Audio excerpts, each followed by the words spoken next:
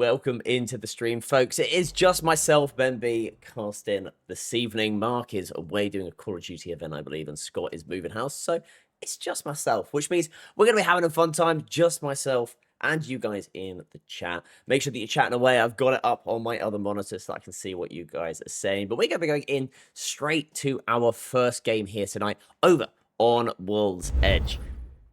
This is what we're looking at here this evening. So, a couple sparrows. We've got some sparrows, some conduits, and I'm going to tell you who is currently banned. We've got a Newcastle, Alta, Mirage, and Crypto ban going into this first game. So, some interesting people out of it, but it doesn't mean that we are going to be seeing, I'm sure, a lot of Axel, some sparrows, some octanes, and obviously lots of other fun legends. Looking in this is going to be potentially some legends you haven't seen here before, or some players at least, because we are going to be doing our first ever EU server.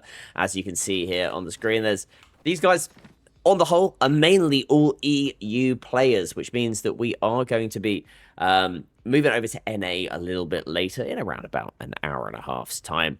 But for now, we are over in Europe, looking at Team 13 for now, and the initial map as to where we're going. So it's going to be pulling our first map on this zone, going down towards the south-hand side, potentially a lava siphon pool, which means that Team 7, Team 16, we'll go over and see who is over here on Team 16. We have got BHZ, Checo, we've got Bale, and the Strange Max rocking that conduit, and it's a legend that we saw quite a lot of last night on the duo stream, and I hope that many of you watched that duo stream. If you didn't, make sure that you head over to our YouTube channel, CCE YouTube, where the VOD will be going live very soon. You can catch all the action from last night's stream with myself and Mark, being able to cast it over with the winners being the Keyboard Mouse Warriors team, followed up by the Bottle Boys, and then I believe it was Hayes and Hazel who came out in our third position in the duo team. There'll be many more events similar to that happening in the future, so make sure that you are watching out. But we're going to have a little look at where fights are happening, and it does look like we are going to be getting a fight over towards Stacks and Team 5 and 6. Vagabond Caleb rocking that Valkyrie, which, for those of you who are already are regular viewers of the stream, you're going to know that I'm a Valkyrie main, so I always love seeing some Valkyrie action on the live stream. The Vagabond Caleb has been pushed up and takes down Tex TCV. Just a sliver of health left remaining, so they are going to be looking to heal up. We bounce over to MG Kuda, who is also taking quite a lot of damage from that opposing player, obviously currently on the scan, as Reaps is going to be actioning out. This is obviously a EU player. I know Reaps has been teaming up with Merc yesterday in the duo queue, and is now going to be trying to get an angle down on the reviving player. A 150 shots coming down. Vagabond Caleb will go to finish that one off, as the final player from this team is going to be the Keyboard Warrior. The winner of last night's duo Q League is going to be the last remaining player on the team, playing on that brand new character, on the Axel, sitting on the height, and an Alta swings on through and takes a lot of damage. The Keyboard Warrior has to drop on down, which means we are in a 1v1. It's Vagabond Caleb versus the Keyboard Warrior. But the Keyboard Warrior is just too good. 3 kills, 570 damage, and a clean wipe on team number 5. We look at the map, and there already seems to be some movement down towards the bottom, but we're going to bounce quickly over to team number 13, because they are in an engagement right now and have just got a knock onto Frivolux. This is team 11 that they are looking at, and team 11 have got a charge rifle from the height. They're spraying and praying with that thing. Getting a few shots. Getting a crack. Not quite getting the knock. Lolprax is going to have to back off. They're going to have to try and think about where they're going to be able to get a reset, because Skyhook has got a crafter, but there aren't too many elsewhere. Meanwhile, we're going to go bounce over to team number 17, who do seem to be very close to team number 7, who are now residing in this building just beneath. It's going to be Phil Ming. Gets a 10 damage hits that Q, and does do some good shots onto the Valkyrie, who is going to be above. It's going to be Semir who gets knocked. So now the teammates inside of the building are going to have to try and clutch up to this. They get a 22 damage with that PK from afar. And they're now going to have to try and clean up that... not clean up, pick up their teammate behind. But they have just been ulted on. And it is going to be Tex who's going to swing around this corner. Recently revived, gets a knock onto underrated goblins. Tex gets conduit queued, and so is going to be able to continue on the fight. Swings on around this corner. And it does look like for now, Promin MNK is just about getting out of this on the Ash. So back in on away. Tex looking to try and find that final player. For now, actually, the revive seems to be going out. Prominent MK gets the revive, but instantly gets knocked. Does go the underrated goblins. Good shots coming in from Tex. 77 damage, and it is not quite enough. Tex with just 10 HP remaining gets a knock, and because of some glorious shots, they don't even have to worry about the third party. Instantly pushing up onto this. Decide to eat the Gibby bubble because they know how much damage they've done onto the Gibraltar. And Tex is going utterly crazy right now. 2 kills there. 2. Team number 7. And it's going to be filming the last remaining player on the team who are going to be back in on away, hoping to get the reset. And we're going to bounce on over to the map to see where fights are happening. And it does look like Team 4 do seem to be getting some long-range pepperage. Again, knock onto Feeble Fiber. Great shots coming in from Max, who I believe in the game previously ended up trick-shotting somebody with a Kraber, which, if anything to go by, just by those reports, Max is certainly a player that I want to be keeping an eye on moving through the rest of the evening. Playing alongside Not Evil, Two-Legged Blue Seagull, who was doing it really well, actually, in the duo tournament yesterday. And also White Boy with no motion coming in as their third player. Meanwhile, Genesee is getting some knocks, and I'm thinking that this might be this team over here. It is indeed. Hazel on the conduit, swings on through, trying to get more knocks, but the Maggie ball defensively coming out from the team above. The Maggie has dropped on down so that they can get the res. Unfortunately, the Corset goes down on the height, which means that the Maggie is going to have to try and back away with You Died to Me 7. Thankfully, the Wraith is going to be able to hit that Q, and they are going to be able to get away. But unfortunately, Hazel has seen this player. They're going to be trying to follow them up. The Wraith has gone around this corner in the Q, but You Died to Me, died to you, died to Hazel, and it's out of this lobby for now. Hoping that Habanero Mints. I'm dyslexic, folks. I was talking about this in the pre-game chat. But yes, the dyslexia coming out in full force right there. As Habanero Mints, I'll get that eventually, is going to be backing on away and hoping to get the reset. Meanwhile, Team 10 are going to be continuing an engagement up against Team 1. Milo Minion, who also had a really good game in the last one, winning alongside Max, who we obviously mentioned just a moment ago, with a 25 kill win. Unbelievable scenes in that one there. But Hakan and Milo are backed on away with Habanero Smiths having to run, but they might well get caught out here because we have got Team 12 coming through. We're going to have a quick look at the map, see what is happening for right now, as it does look like Milo Minion is doing good shots, but not quite good enough, and it is just purely going to be down to Hakatan, who is going to be running on through. You can see a player in the distance. Habanero Smith is that player, but there is Fetal Fiber and Bruno just to the right-hand side that they have got to be aware of. Unfortunately, for now, it doesn't look like they are quite aware of this right now. We're going to stick on board because actually Fetal Fiber and co are now going to be getting evac towered on. It's going to be Jerks, bread on butter as well. The Fetal Fiber is going to hit that evac tower, and they're going to see this player just ahead of them. Habanero Smith is there, but they're going to get the scan onto Hakatan. Hakatan all over is going to land straight on them. Hakatan's putting out the Sparrow ultimate. And unfortunately, though, that is not going to be quite enough as Team 1 are eliminated from this lobby. And that's going to be all she wrote for the team. They have got to be careful, though, because Team 9 have landed on them.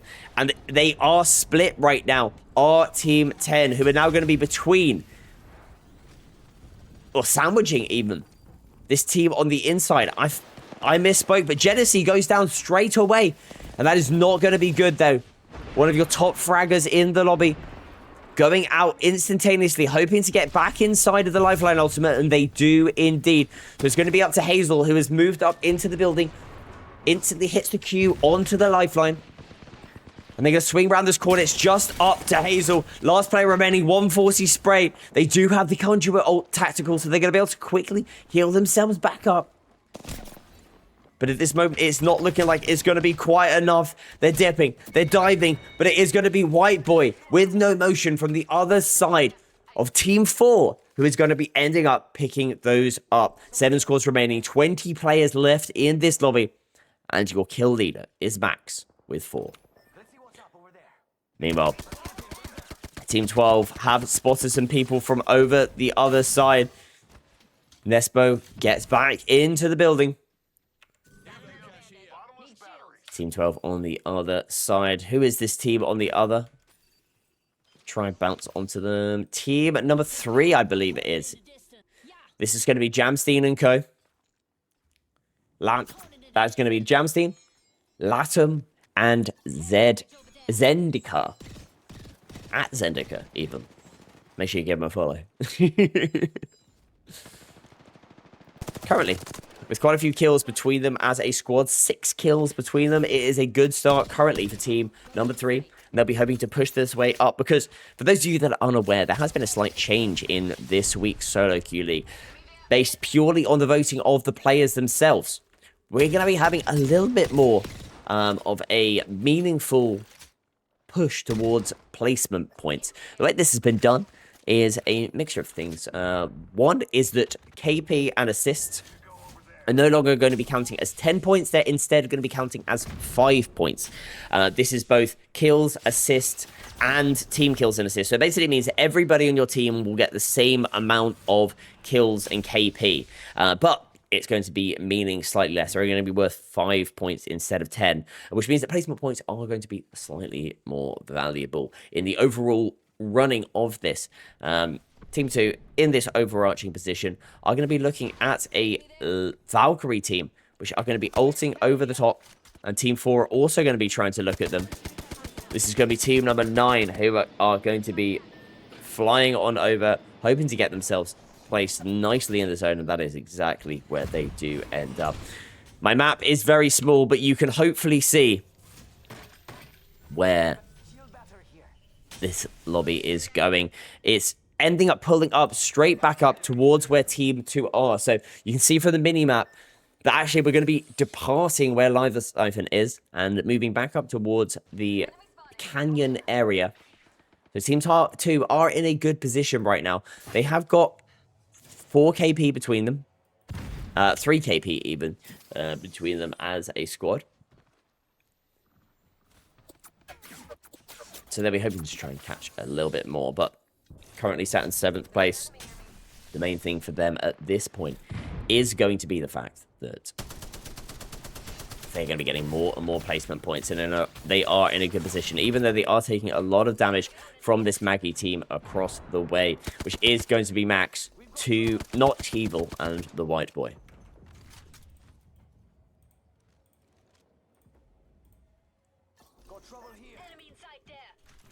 Just sorting out the stream, and I can see that there have been loads of people following along. Kai, Effects, thank you so much for following along. There is going to be a giveaway going away in the Shareplay stream, I believe, so make sure that you are followed along in Shareplay. If you want to be following, you've obviously got to create yourself an account. So make sure that you are creating yourself your own account so that you can chat along, get some XP, and potentially be part of some of the lovely giveaways that we're going to be doing in the Shareplay chat, our incredible partners at Shareplay. Meanwhile, Not Evil does take quite a lot of damage. They do have the overflow, however, so they are going to be able to heal up pretty efficiently and make their way back up to the building. Very close to them, however, is going to be Predator is easy. They've got some shots on them, but Max is going to be pushing on up, getting aggressive. And White Boy with no motion certainly had a little bit of motion there to get themselves back into the zone. This is going to be Team 9. Last player remaining, bread on butter. As Max has done a good job. They have seen people, though, from across the way. Pops out the Axel ultimate. And that is surely going to create some carnage as Team 11 are eliminated from this lobby. And pushing up straight towards them is going to be Team 7, who are taken down. Team number 4 are doing a great job of getting KP and of holding this. They've already got 13 KP as a squad between them. And this is going to be looking good, particularly if they can get that placement points. They've seen the Valkyrie bread and butter taken out. Team 9 gone from this lobby. 4 squads remaining, 12 players remaining, which means we have got 4 full squads left. It is going to be Team 3, Team 4, Team 2, and Team number 12. The remaining player from the double-digit teams currently residing inside of the lava siphon area. The last remaining squad up this far to the south.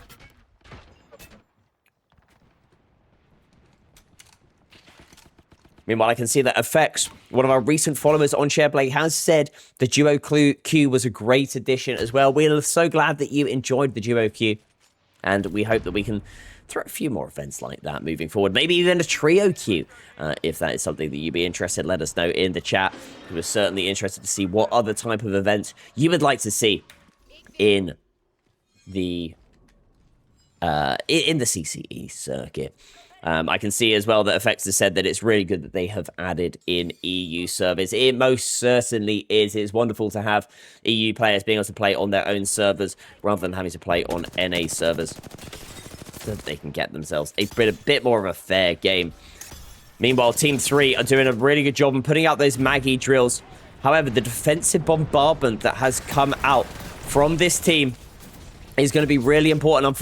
Unfortunately, though, a Maggie ball came out, destroyed the Gibby ultimate, and although the over has got a Kraber, it might well be over for Team 12. Bruno took to the skies, unfortunately, does get shot out, and Team 12 are down and out. We have got Team number 2, Team number 3, and Team number 4 as our final 3 squads remaining. Team 4 have got a good position within the bridge, and with the Maggie, they're going to be able to continue to put out damage towards Team number 3, who have taken to the skies, actually, just so that they are able to get some stats and some information on where some of those other teams are. What this means, though, is because of the scan from the Valkyrie, they know that they can push up to this line without having to worry so much about the other teams. Team 2 are going to be residing on the bottom, and that is going to be Predator is Easy, Ezzy, and Nespos.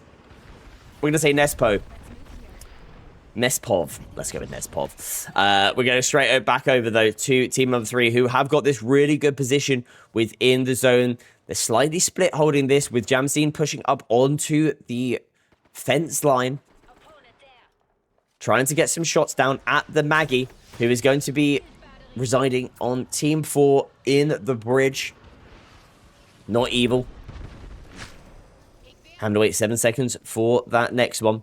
They've got the overflow, so they don't have the power amp, which means that they're able to get this back sooner. The benefit, though, is they do have double drill, which means they are going to be able to put drills out at a slightly more regular interval, even if it is not going to expend quite as much damage as that big drill would.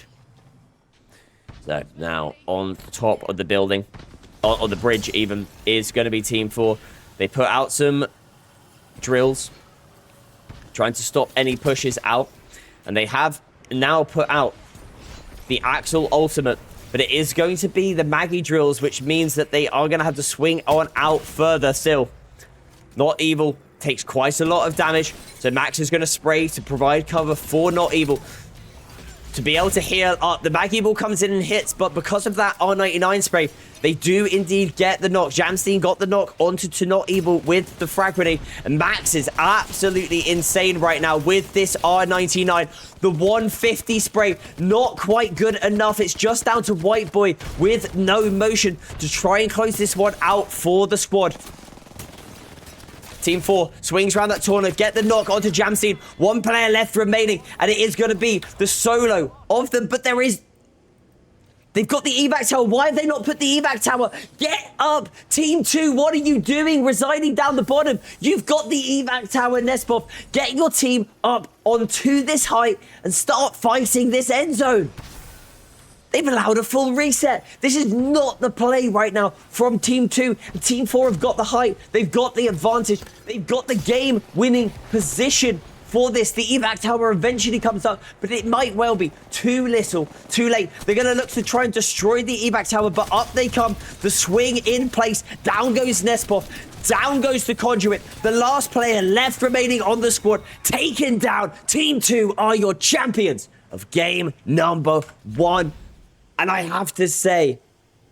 Wait, sorry. Team 2 win.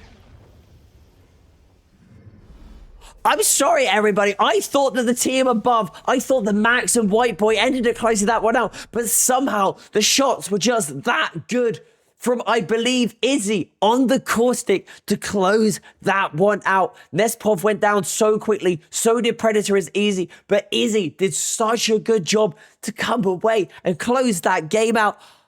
That is just insane. I did not expect that with how long they took to get themselves up to the height. I'm mind blown. I'm mind blown, folks. We're going to go look and see how that latest match ended up doing. We'll give that a quick refresh. And you are going to see that indeed it is going to be Nespov who ends up coming away with Predator and Izzy as your champions of that one. I did not expect that, particularly when you look at Max, Not Evil, and White Boy with a 14k, 7.6k win.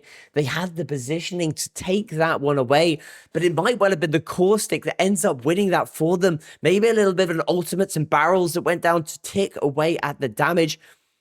Because I thought that they had absolutely secured that win, Max, Not Evil, and White Boy, but it was not to be. Predator is Evil, Nespov and Ivy coming away as your champions of that game. Congratulations to the three of you.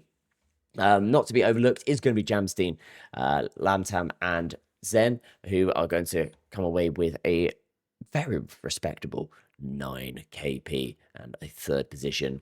Going on through, you've got 4th place with 3 kills, 5th place with 4 kills, and 6th place with 4 kills as well. The rest of them pretty evenly split out, apart from our keyboard warrior coming out with a 12th place 7 kill game, which might well have been good last week, but it is not going to be quite as effective in this week due to the fact that we have had those changes to the KP setup. That was quite the game one, folks. That really was indeed. I'm going to hit you with a very short intermission before we get into the next game. But before we do, I want to give a massive shout out to the sponsors that we have got here this evening. And that includes, of course, the incredible folks at Shareplay. So many of you are already in the chat. Here, I can see that DJ is talking about his teammates, the fact that the Axel that pushed his team was absolutely terrifying. I think I've seen a lot of comments about that here this evening and yesterday, and over the course of the last couple weeks that Axel has been in the game. She is a terrifying legend to do. Milo Million being a top 1% Pred badge holder is insane as well. Milo Minion is definitely one that I will be keeping an eye on moving forward. But as I said, get yourself chatting in the Shareplay chat. Make sure that you are engaging with the stream, because what you're going to be able to do is use the XP that you gain from chatting away and just being part of this community on the marketplace, which is exactly what I'm going to show you right now. The Shareplay Marketplace. To get started, navigate to Marketplace from the top menu or the left side navigation. Here, you'll find a variety of items available to unlock and purchase. You can select individual items or add multiple items to your cart and check out all at once. Once your purchase is complete, your items will automatically be saved in My Collections, located in your vault. Inside your vault, you can view and manage everything you've collected. Items from your collection can be used across Shareplay. For example, you can customize your profile decorations, badges, and other visual elements from the settings page to stand out in the community. You can also use your XP points to redeem items in the marketplace. Some items can be unlocked at full XP value, while others may be available at discounted XP rates. And this is just the beginning. New items, collections, and seasonal packs will continue to be added to the marketplace. If you run into any issues, visit the Help Center or contact support for assistance. Head to the Shareplay marketplace today and start building your collection.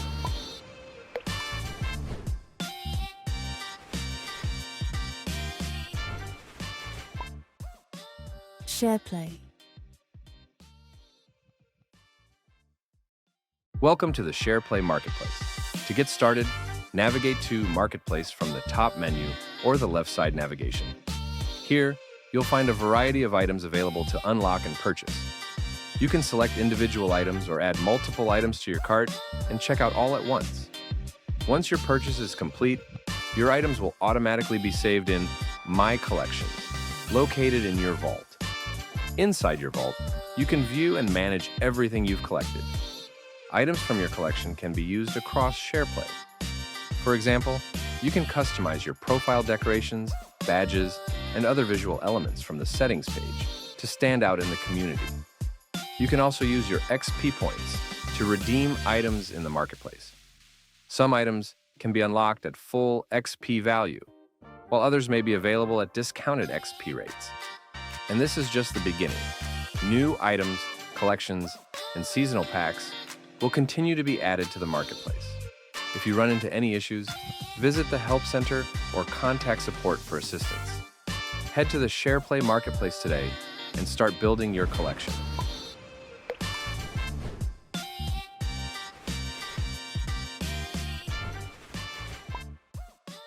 Shareplay. Welcome to the Shareplay marketplace. To get started, navigate to Marketplace from the top menu or the left side navigation. Here, you'll find a variety of items available to unlock and purchase. You can select individual items or add multiple items to your cart and check out all at once. Once your purchase is complete, your items will automatically be saved in My Collections, located in your vault. Inside your vault, you can view and manage everything you've collected. Items from your collection can be used across Shareplay. And we are back already in with our next game, and it is going to be over on Storm Point.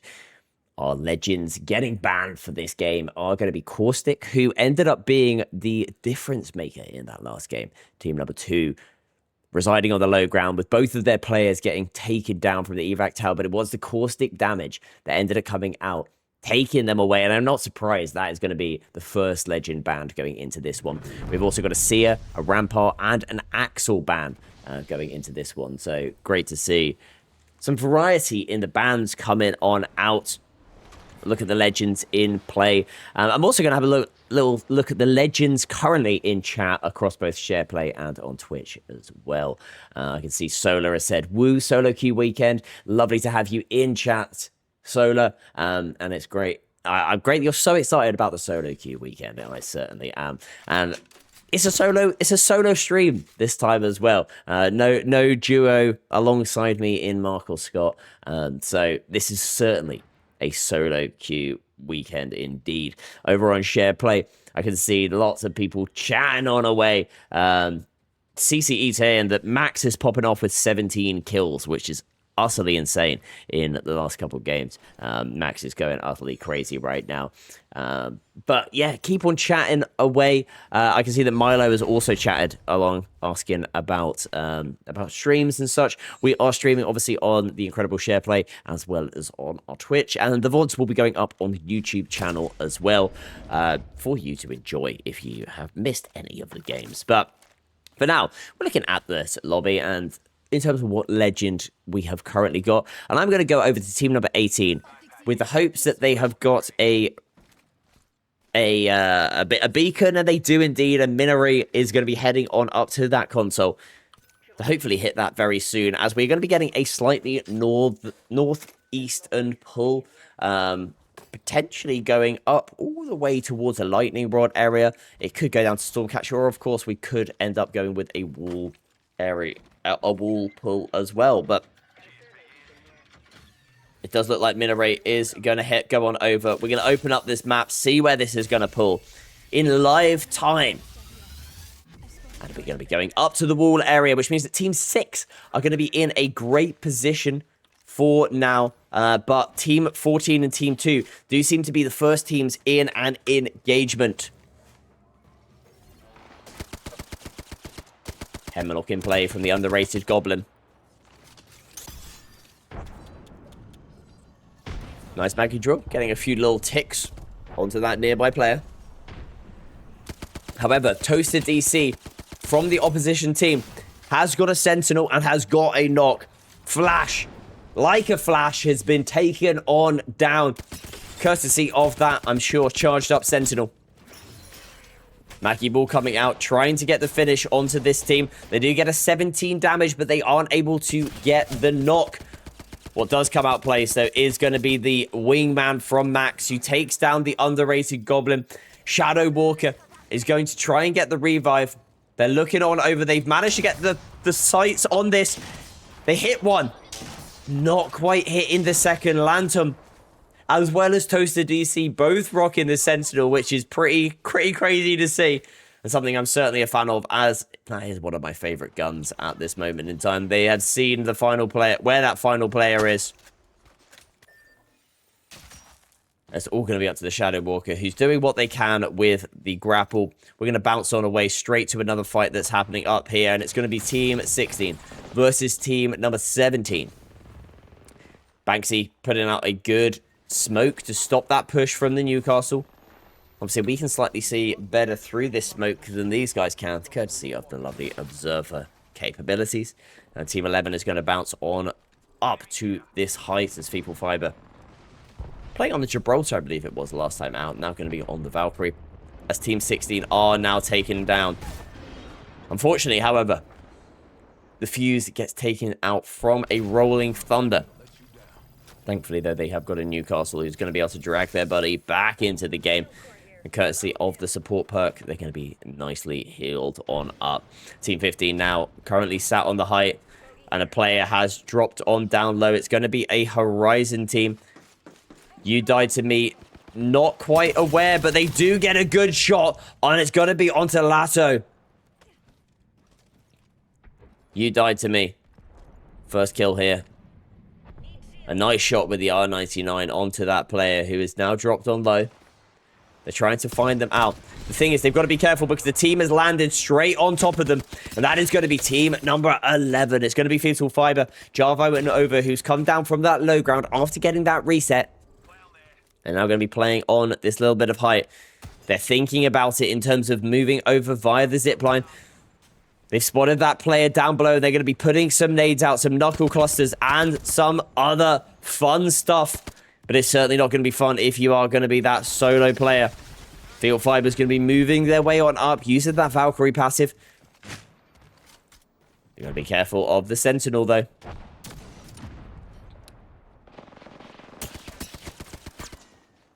.44 damage. Going out to that fuse. And now this team are going to be right up on ahead. The Valkyrie pops the ultimate. They don't have the purple upgrade, which means they aren't going to go up quite as quickly, which means that Monkey might get a hit, but thankfully the shots weren't quite there from the team, which means that 15 are going to be able to get on away for now. And because Fetal Fiber used their ultimate to get up onto the height, they aren't able to follow. The worry is, though, they have got to be careful of the team behind them. That is going to be team number 4. They're doing what they can from afar. For now, they are going to give up on this fight. Lots of teams around this area. Other fights that are happening is going to be Team 9. One player left remaining. It's going to be down to Habanera Spiths, who takes a huge amount of damage. Is going to try and do what they can. First of all, is going to be popping the ultimate onto the Revenant, and are then going to potentially be able to shield swap. They could even look to get the revive if they think they've got enough time. But now it doesn't look like they think they have got enough, so they're going to instead go through those Watson fences. Does takes a little bit of damage. Benefit you've got is the fact that you've got both a Revenant, but you've also got the overflow as well, so they can get back into the zone. Pops one shield cell and is going to be able to reset as Minari gets back onto their feet, dragged back there by the fuse of Strange. I like that we both got Max and Strange Max in here. Normal Max and Bizarre Max. Well, let's see some strange-looking shots and maneuvers coming in from you, Max. And on the fuse, that's what we're looking for. Not a legend we see too much of.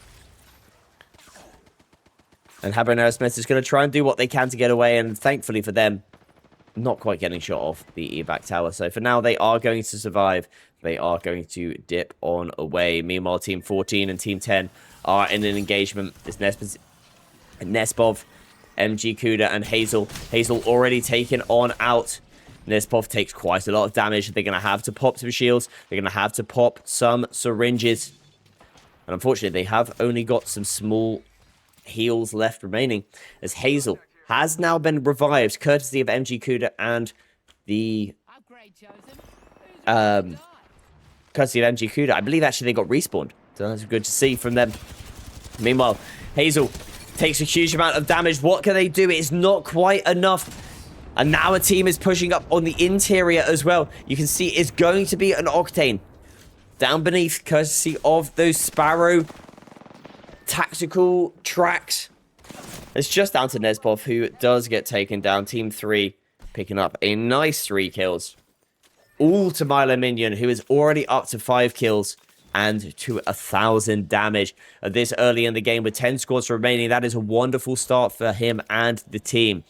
Meanwhile, we have a little look at the zone and see where we are. And this is where Team 3 currently are residing, all the way down here towards the launch pad area. Meanwhile, Team 9 and Team 13 are very close to each other, and it is going to be a 1 versus 1. It's going to be a Habanero Smith, but the recently respawned, courtesy of Bale, Team 13 are now back into this lobby, and they are back into the game.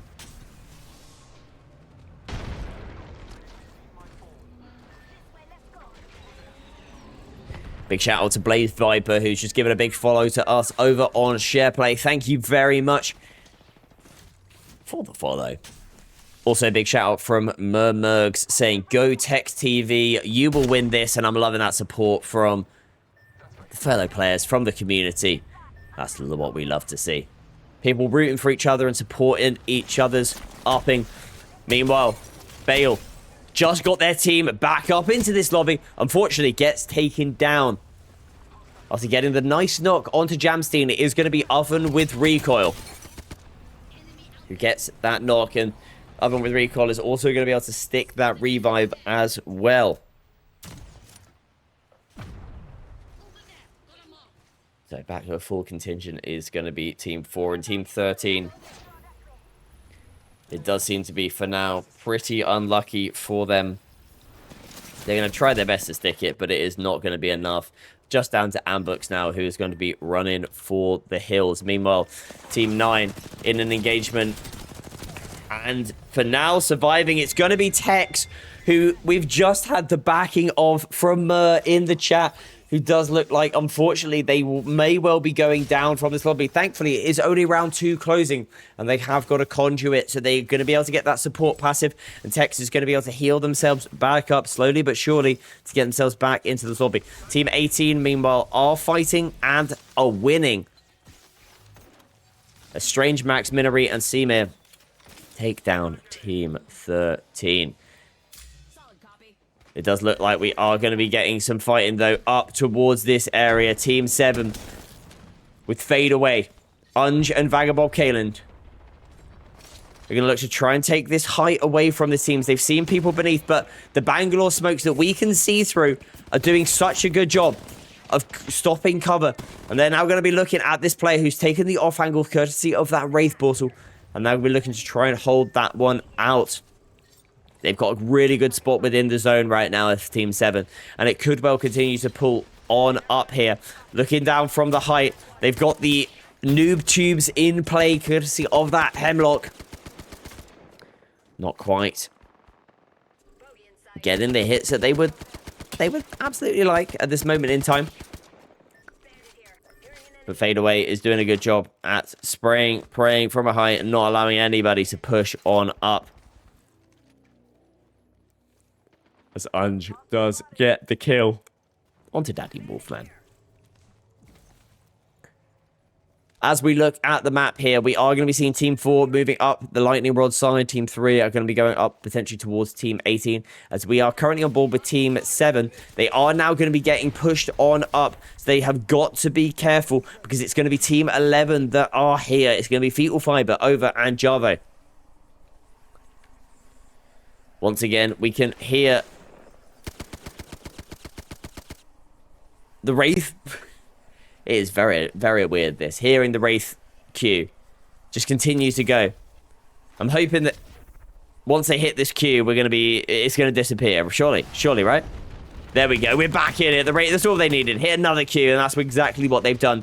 Unge trying to take some off angles, using this car as a bit of makeshift cover. They're swinging on, getting aggressive. They do have that queue, so they're going to be able to instantly hit that back. Instantly tack that one out so that they can get themselves back up to full health. Nice shots with the P20s. Right now, I do have to say that Team 11, I think this is the right move. Back in on away. It was not a fight that was looking too good for them. The problem you've got is you do have Javo, who's taken a huge amount of damage, but thankfully, they have managed to get away with just 5 HP to their name. The problem is that there is a team right above this, and this is going to be Milo. They're now sandwiched. Team 11 are just going to have to try and get aggressive onto this team. Unfortunately for them, Milo does take them out. They got sandwiched, and they got 8 by a combination.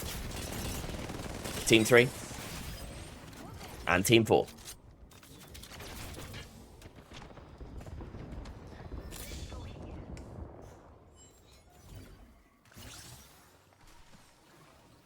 Team 4. Enemy close. Looks like they've come up. And actually, it wasn't that team who were across. They actually third-partied this by coming up the hill, I believe, in order to get themselves in on the action. And we're now going to potentially have a Team 4 versus Team 3 engagement. I say that. Team 3 have actually opted to pop an evac tower and have made their way all the way down towards the wall now. So as you can see, there is an L-Star in play, courtesy of a care package, and we jump straight on board with that L-Star, which is going to be in the hands of Jerks, who ends up getting the finishes onto Strange Max with the Eva 8, but gets the finish onto this team entirely with that L-Star. And I can't lie, I've always been an L-Star fan. Sorry, Frost was just doing some fun spins with his early. Can't be too mad at that. But I've always been an L-Star fan, but going into the care package with a 3x, it is a devastating weapon to have in the right hands, and Jerks is certainly a safe pair of hands for an L-Star to live. Jerks is going to try and push up onto the hill so that they can put some nades down to stop any pushes. Maybe try and get a stick. However, takes all their shield away. They're going to have to bounce on through, popping those shield bats. And now this is going to offer the opportunity for Team 3 to get aggressive. They get the crack onto the Mad Maggie. They put the Bangalore smoke down. And it is now going to stop LOS from above. But unfortunately, Tex gets taken on down. And currently, it looks like Mur may well have potentially chat cursed. Not commentator cursed. It's going to be chat cursed with the desire for Tex to win. However, thankfully, they have got Corda on that conduit who sticks the res. And they have got Milo, who has utterly devastated currently here this evening with the R99. Taking down Jerks with that L-Star. Thermites are going out. Unfortunately, the first one doesn't quite hit. The second one doesn't either, but that frag grenade might. Ticking away. With that thermite is going to be Milo. 3 squads left remaining. We have got Team 3. We have got Team 8. And we have got Team 7. Team 7 up on this bit of height here. Let's attack here. And they have actually seen somebody coming up. It's going to be Team 8 who've decided to leave the building with that Wraith portal. We'll have to wait and see whether that is the right move as Frost does get taken out. That L-Star, though, continuing to do so much damage. Taking down Unge. Now the battery is getting popped. We can still hear that Wraith Q. It is very annoying. Shall we jump on board with Milo? With the R99 is spraying and is definitely not praying. What they are thinking, though, is that maybe we have got the ability to not just pray a win into this. We've got the ability to close this one out with our gun skill, with our positioning. They take the high, they take down fadeaway, and with just one team left remaining, it is all up to this 3 versus 1. Jerks, the last player left remaining on this team, and it is a 1v2 that we are now seeing. Milo up against Jerks. Milo's been playing so well, 9 kills to their name. The L-Star, though, can do so much damage. They've got to be careful, but the movement, the schmovement that is coming from Milo sees Team 3 come out as your champions with 10 kills, taking down Jerks, who also got 10 kills in second position.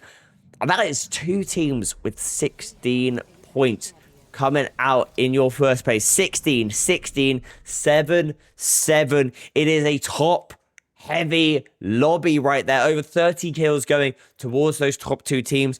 Shout-outs, of course, to Milo and Jerks with the most amount of kills, but you can't overlook Tex, Cordell, Not Evil, and Frost for participating to those. And actually, I said that it might well have been a chat chat commentator curse. It was absolutely not. Tex has gone away with your win. Congratulations to Mur, who has gone that Tex is going to go away with the win here. Absolutely boss shout out there. I've just hit my microphone. But a huge... Oh my gosh, my microphone is going up. Let's go to the latest match. And we're going to refresh that one for you. Tex coming in with the alongside Milo, 16 kills and a very evenly placed top 2, 16 kills apiece, 5.3k to both teams pretty much. Unbelievable showing from both of them, but it is also going to be 5k damage as well going out to our third place team with Unge, Vagabond, Caleb and Faye. They took a really good position early on in this lobby and they came to play. They came to play. They just weren't quite able to close out this game. Unfortunately, did end up getting pushed by the team from below and taken on down.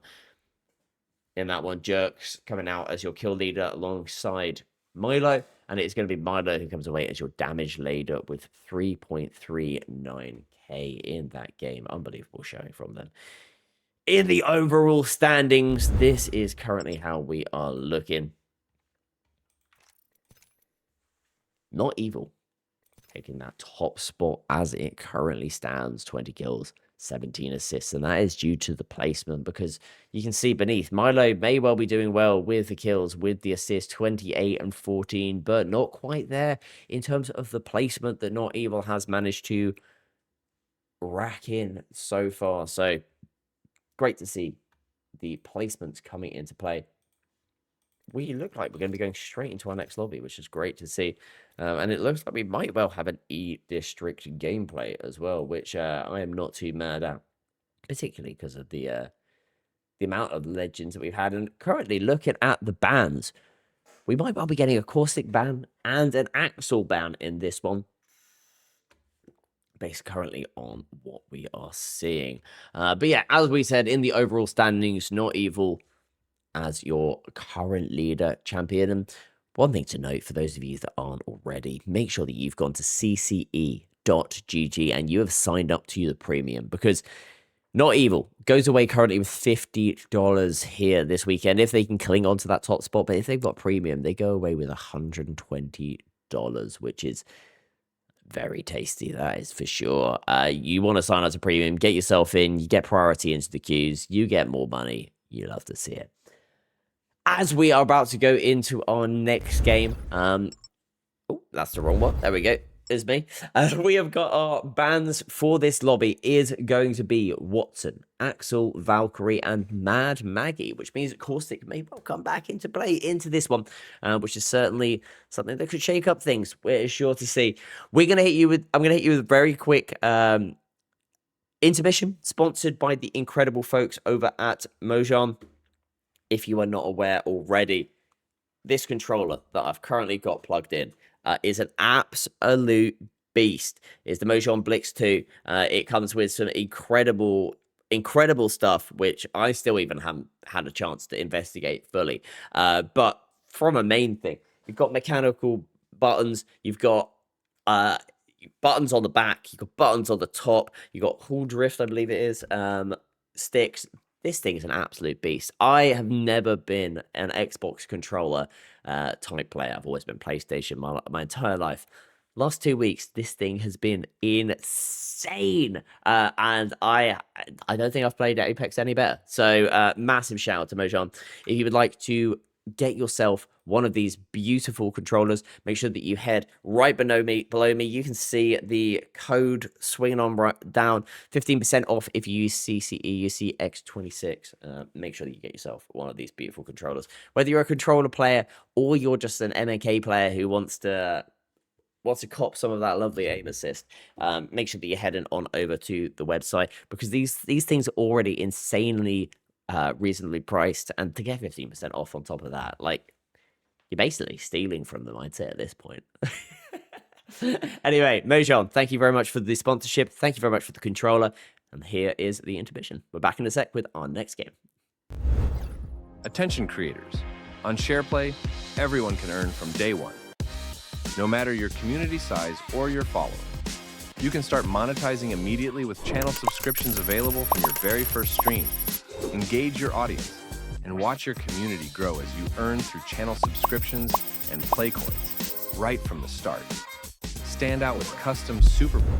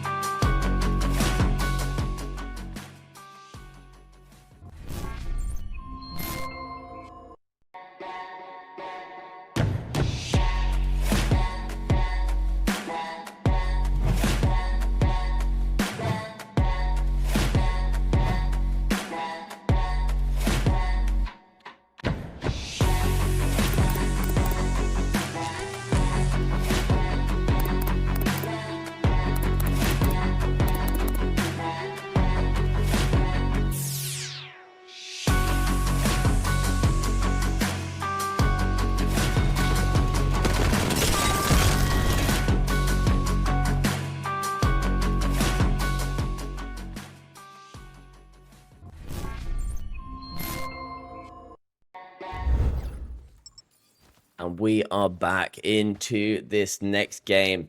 Straight on board. We can see where we're going. And it does look like, based on this initial pool, I think we might be going City Hall. I can't lie. City Hall or Energy Bank. Dudes, they're the zones we've been seeing so much of in the LGS, in scrims, in all of the competitive scene. I would not be surprised if we end up going to one of those. So let's go try and find a legend that is rocking a defensive capacity. I mean, there is none. Wait, is there none? Oh, no, there's a caustic right here. Who doesn't have the scan? What about Izzy? Izzy, are you gonna... Wait, have you hit the scan already? You have indeed. Then there we go. City Hall. We're going straight on down. City Hall does seem to be our first pool that we're going to be getting over on E-District. As it does look like 17 and 18 do seem to be getting... doing a little bit of long-range pokage. You can see Strood is just ahead, 52 meters. Energy ammo here. That is the next person to keep an eye on. Strood That spot over there. currently on the underneath part of this. He's got to be careful of Team 18 across the way. Making contact with enemy. See me putting out some... having to watch out for the fuse attacks that are coming out from this team across. It's going to be Strange Max who is going to be rocking that fuse. And right now, this fight does just seem to be slightly prolonged. Strood is going to be able to hit those care package recon scans. That was definitely not a yawn fight, I promise. And looking from the height here. This has definitely been an extended fight, and they've got to be careful because there is a team coming in, and it's going to be team number 4. We're going to go over to team 14 versus team 7 because this does seem to be a slightly more immediate fight because they've been pushed up upon, and it's going to be Habaneras who does some great shots with the R99 and the knock onto tracks. They've got to be careful. They've decided to pop the Alter Ultimate, and this only drops them straight down beneath. You've got to be careful because there is a team straight above who are going to be looking for you right now. Enemy here. I think they've spotted where this team have gone. Reaps is waiting for the teammates to come on around. It's going to be Izzy, who we did see a few games ago on World's Edge take the W. And right now, alongside Reaps, I wouldn't be surprised if they're able to do that once again. Some nice Sparrow tech coming out. And it's going to be the Sparrow ultimate that does a huge amount of damage. Lower practice is going to allow themselves to get away. We jump onto the map to see where the fighting is happening, in Team 18 do seem to be in a little bit of engagement. Smear swings around that corner. Nice shots with the PK. Some better shots coming out from Milo.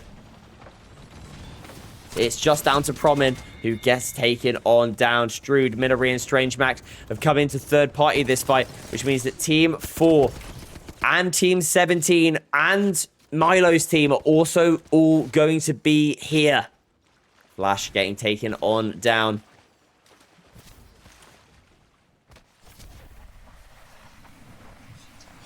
And they Wraith portal themselves away. But it looks like actually based on this, we might actually have people straight above. And we are indeed. They're going to swing on through. This is going to be Milo, bread and butter. And down goes Zend. Down goes FaZe. And it's just down to Fadeaway, who's going to pop the Alter Ultimate. And is going to hope that nobody is currently sat there camping this. Because obviously we've already seen teams are here. Fadeaway is going to hit the pull, hoping that they can get their players back in. Both of those players do come through. They're going to be able to get the res onto the Gibraltar. And for now, they're going to be able to get the revive onto this. We go straight back over onto the map. Team 19 versus Team 10. Bale trying to find where these players are currently residing. Ambux going up onto the height, and the knock has come on out. The first two even to Team 19. It's just one player left remaining, and that is going to be Atmos, who is at just the bottom of the stairs, hoping that they can hide away like Harry Potter in the cupboard, not getting seen, out of sight, out of mind. That is at least the hope that Asmos is going to have.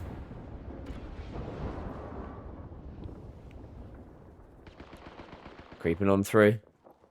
And actually, it does look like there might be some other teams swinging on by, which might give Asmos the opportunity to get the revive. Reaps, meanwhile, is going to be in a little bit of an engagement in the kill feed.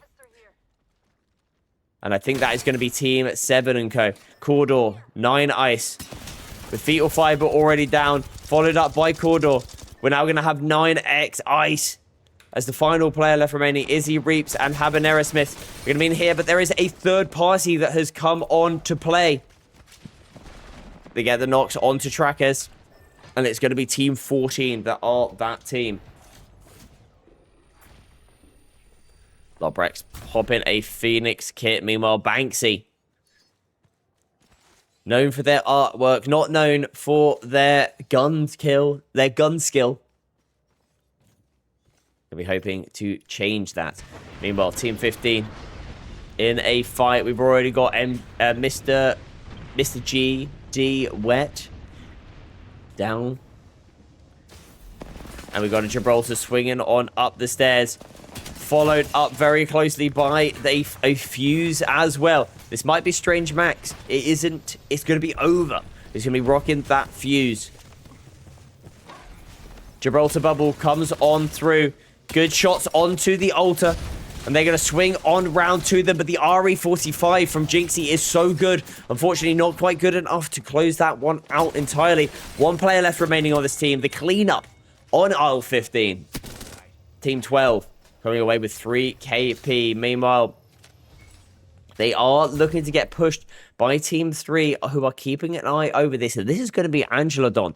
For those of you that are unaware and were not watching yesterday, I certainly would recommend watching the YouTube VOD that will be coming out imminently. To head over and watch some of the great plays that Angelo Don and Keyboard Warrior did to take away the W in the Duo Q League yesterday. They were on absolute fire, the two of them.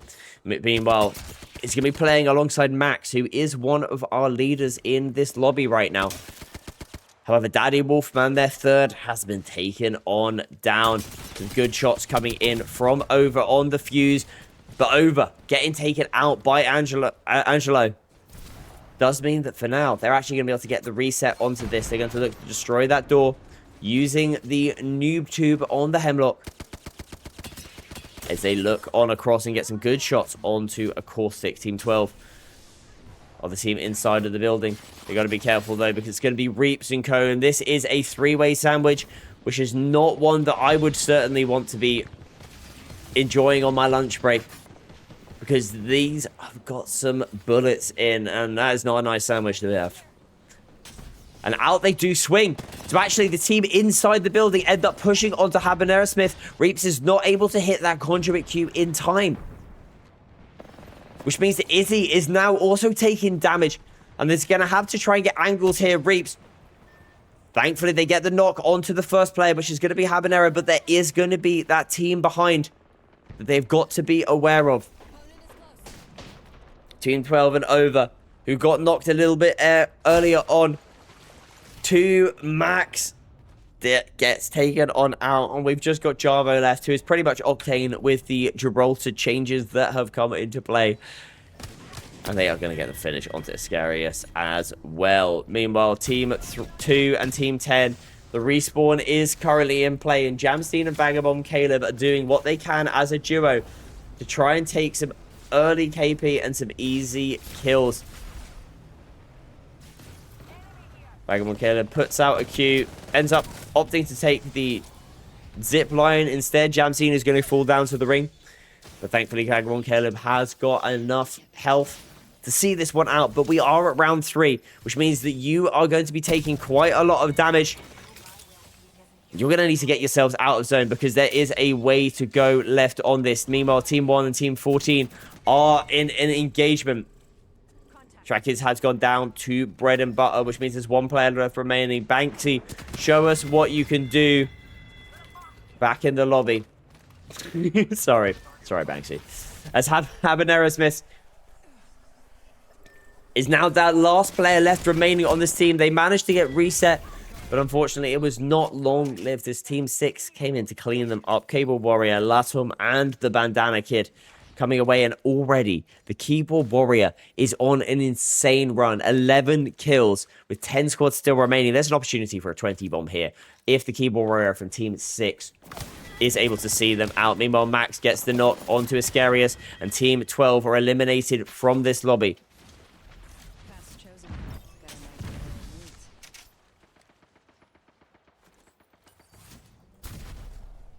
Angelo has pushed on up, trying to get a little bit more aggressive than his teammates.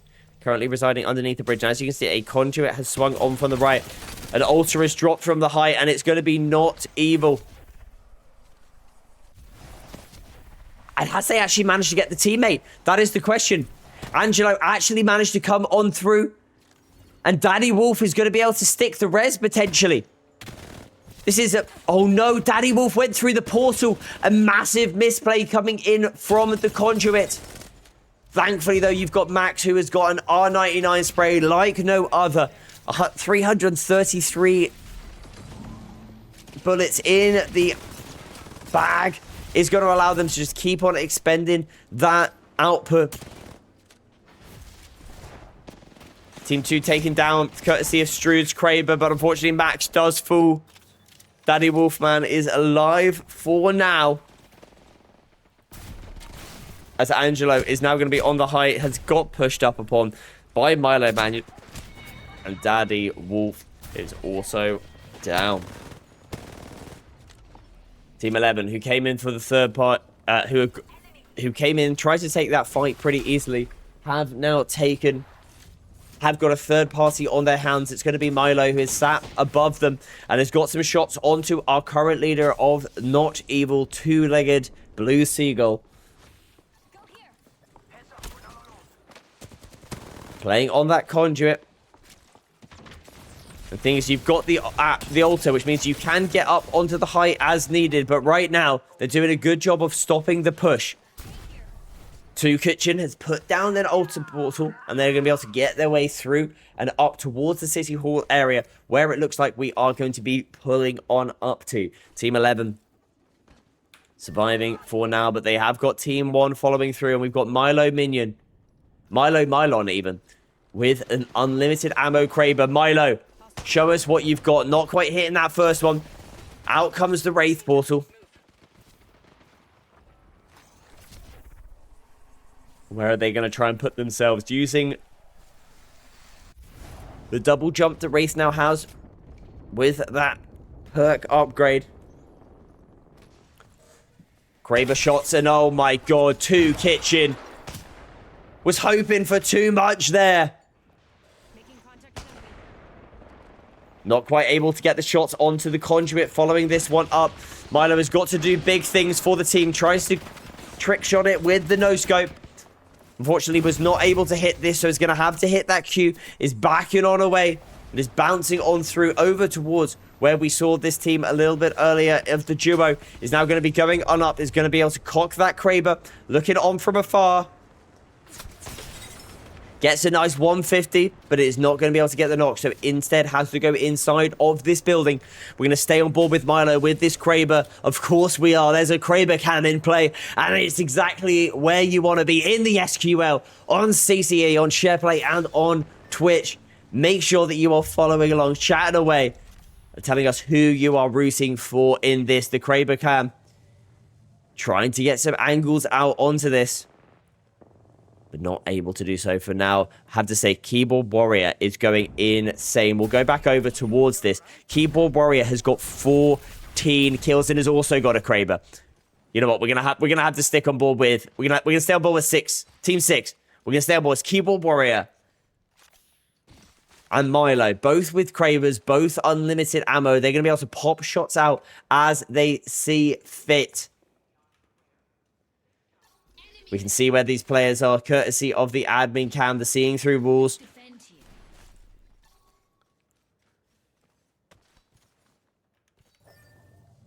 For now, Milo is just going to be camping on away. You can see where everybody is, courtesy of the admin cam. We go back on over to the Bandana Kid and to the Keyboard Warrior, who's trying to spot people out. Has seen them from afar. Another 150.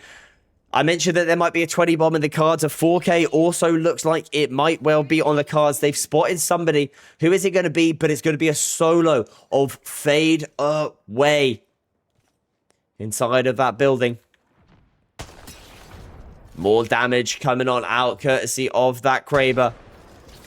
They're getting looked at by a charge rifle right now and a 150.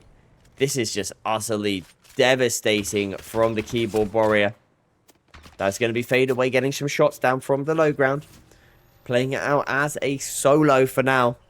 As Team 1 are going to have to move, and Milo has made their way up into the interior of this water fountain. So something to pay in mind.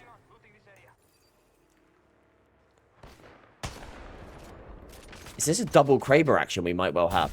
This is triple Kraber right now. We've got Lantern with the Kraber. Hits the 150. Now Keyboard Warrior's turn to hit one. Looking on through. Waiting for one of those players to peek. And they're going to come on through. Not quite hitting that one. Lantern, your turn. Instead, going to put the Sparrow ultimate out potentially. Keyboard Warrior. Not quite hitting his. Lantern does hit the 150, however. And is now going to put the Sparrow ultimate out. Trying to trap those teams out.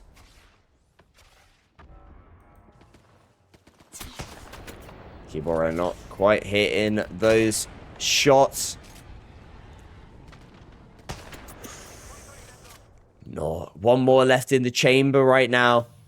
Instead, we swap over to see how Milo's doing, who is somehow still in this one here. Is opting to not do anything in the way of showing presence, showing face.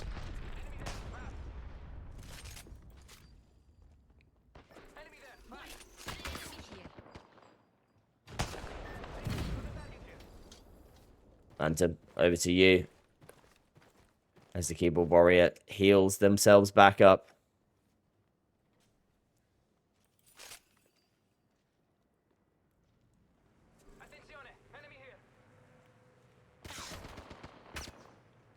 I need to check. Is this a solo? No, this is a full team beneath them. So that is something to note. We've got Face, Fade Away, and Zend all on that low ground. Something to note for now. And they've actually got the scans on that Sparrow ultimate. They're now looking with the Kraber from afar. 150 coming out from the Warrior. With 300 damage off a 3K. And it might well come into play. They're looking to get the shots out. As it does look like Milo is trying to do what they can using the Wraith portal tech. Healing on up. Trying to hit the no-scopes as well. As Milo is dipping and diving. Gets the knock onto Phasecraft. We go straight up onto the Keyboard Warrior. Who's trying to hit shots with the quick scopes on the Kraber. It's not quite hitting. As Latham is now going to have that high ground. And this team beneath has got the opportunity to close this one out, depending on how they do with the fights. But right now, Team 6 have got a little bit longer that they can stay on this height. And with a 210 to the head, Not Evil, down on his knees, swings around with the Sparrow ultimate. Two teams left remaining in this fight. Latham taken down to so little health, so it's just up to the Keyboard Warrior. What can you do in terms of your damage? But close it out. Not surprising based on how devastating the Keyboard Warrior is that they come away with a W. 15 kills just for the Keyboard Warrior. Between them, they've got a 21 kill game. Unbelievable coming in from Team 6 on as a whole. And what that means is that every single member of this team gets 21 kills, assists, team kills, as well as the dub as well. It's an unbelievable showing from the first place team. Insane. Big shout out as well to Milo with 7 kills as well. Coming in with a decent showing in 4th place and ratting that one out. But my lord, that was an exciting game. A massive shout out to everybody who was doing so well in there. And we can have a look here at that latest one. Here we go. Unsurprisingly, the kill leader, damage leader, both being the Keyboard and Mouse Warrior. But my gosh, this is going to shake up the overall. I would not be surprised if we see KBM up at the top of this leaderboard. And actually, we don't just yet.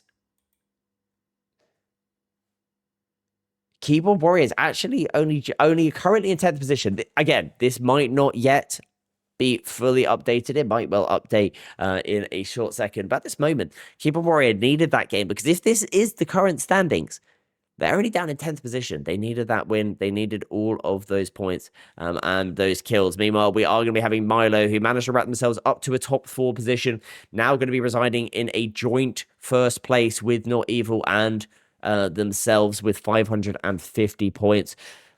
A fair way, but not a horrendously far way back is going to be Jamstein and Max in the 300s.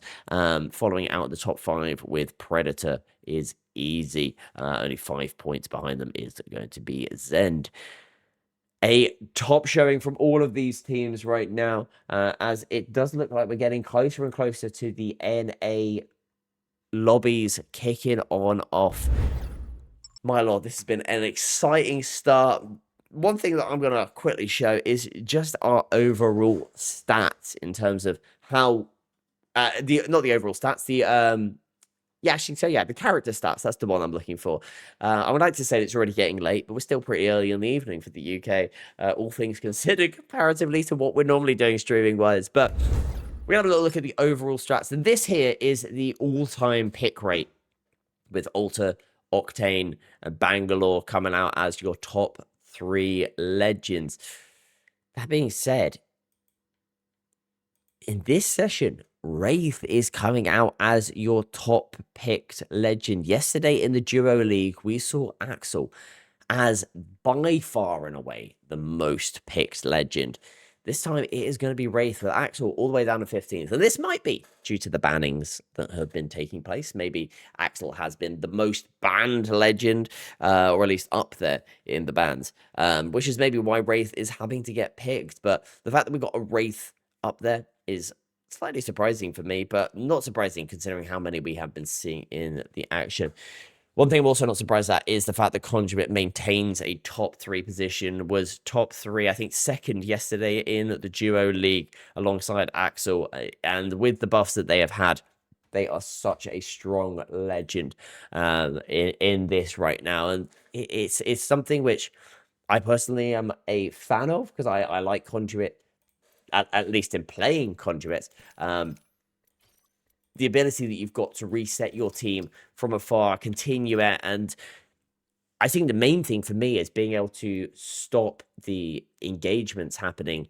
So, not the engagement, the third parties happening, because you take a fight, and so instantly after winning that fight, you're able to quickly hit that conduit queue, instantly reset and be ready for that third party to come. It's such an essential asset in the Apex Legends space, in a battle royale, being able to actually have that reset capacity, which is something that Lifeline can offer. But the thing is, you have to expend your ultimate in order to do that very often. And hitting the revives can take a little bit of a while, but with Conduit, because it's shield rather than health, it's the thing which cracks more often, and it just instantly is able to get you back in, which I absolutely love to see. But what I also love to see is instantly getting back in, not just to a fight, but also into the game. We're going to be going over to World's Edge for our 4th game already, is it? I want to say it's our 4th game already. We're absolutely flying through these here this evening. As this is, I believe, going to be the last one of the EU servers. And then come this next game, we are going to be moving over to the NA, as we're going to be seeing a host more players come on in. If you would like to get yourself involved in this, make sure that you head on over to cce.gg. Come and join the action, sign yourself on up, get my lovely self casting over you and your epic plays. Meanwhile, we are going to give a massive shout out to everybody who is currently in the stream, including our giveaway winner, Effects, who is our winner of that Shareplay stream watcher giveaway. A massive shout out to you, Effects. You will be getting a message from CCE over on Discord. So just make sure that you let them know your Discord username, and they will be getting in touch with you in order to get you that giveaway prize. Meanwhile, Also, big shout out to Mur as well for giving us a follow over on Shareplay as well. After you did indeed say that Tex was going to come away as the winner, they did indeed, and that was, I'd say, partially thanks to yourself. In this lobby, we have got some bans obviously in place, and those bans are going to be Gibraltar, Bangalore, Crypto, and Alta, which means we might well end up seeing a couple more Axles in play. But really, actually, surprisingly so, we've got Fadeaway, we've got Max, Jamstein, Keyboard Warrior, Tex, and Underraces. So there's like 5, 6, and I meow for screen time as well. I don't personally meow. This person does. It is not me. Don't say that as gospel. Chat, do not clip that.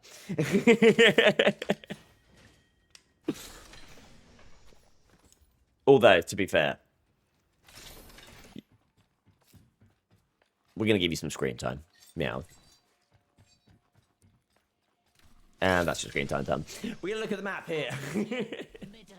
We're going to be hopefully going up towards a Skyhook countdown area. I would not be too mad at seeing that come into play. As Meow does get some long-range longbow shots across the monument area. Not quite hitting any of them, and ending up just getting their shields cracked for this. So for now, we're going to go quickly try and find a caustic or somebody who is going to hit a ring console for me. The one thing that Team 11 have got to be very careful of is filming is getting pushed up upon by team number 4. Obviously, Toasted DC is still quite far away, but Milo is leading this charge as alongside Oven with Recoil. They've got to be careful because they have now been spotted out by Phil on that Octane. My very creaky chair, hopefully not coming through in the microphone too much. Milo with some nice shots with the Mastiff, unfortunately does take quite a bit of damage. Thankfully, they've got a conduit, so they're going to be able to instantly, as we mentioned, get back straight into this fight and keep this one on going.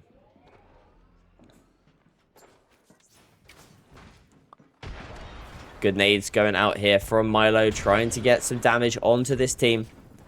Toaster is now up with them as Oven with Recoil is on top of that height, and it's actually a really good Maggie drill coming in from the team on the inside, and it's going to be White Boy with no motion.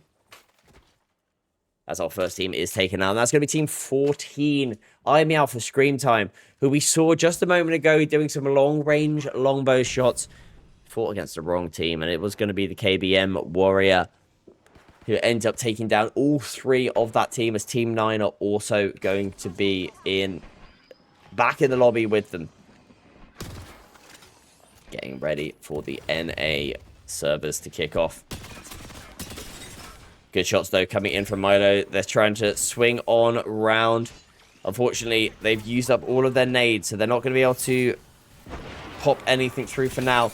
Nicely done, though, with the Mastiff, and it's some lovely movement coming in from Milo. Swinging on round, using those nice wall bounces. The Mastiff shots even nicer still, though. Has to hit the Q if they're wanting to survive. Milo with just 1 HP remaining. Now has to be careful because they are going to be getting pushed upon by team number 2, who's going to put out an Axel ultimate. And the Axel ult does hit. The thing is, the Axel ultimate might hit, but they have got a Wraith portal right here, and Milo gets them out of trouble for now. We're going to go have a little look at some of the teams that are fighting. One of those being Team 10, just down to Jerks left remaining. That's going to be all she wrote in that fight at the very least. Meanwhile, Team 8 is also going to be a fight, and it's going to be Reaps, Zendika, and 2 Kitchen. Some nice shots there coming out from Reaps.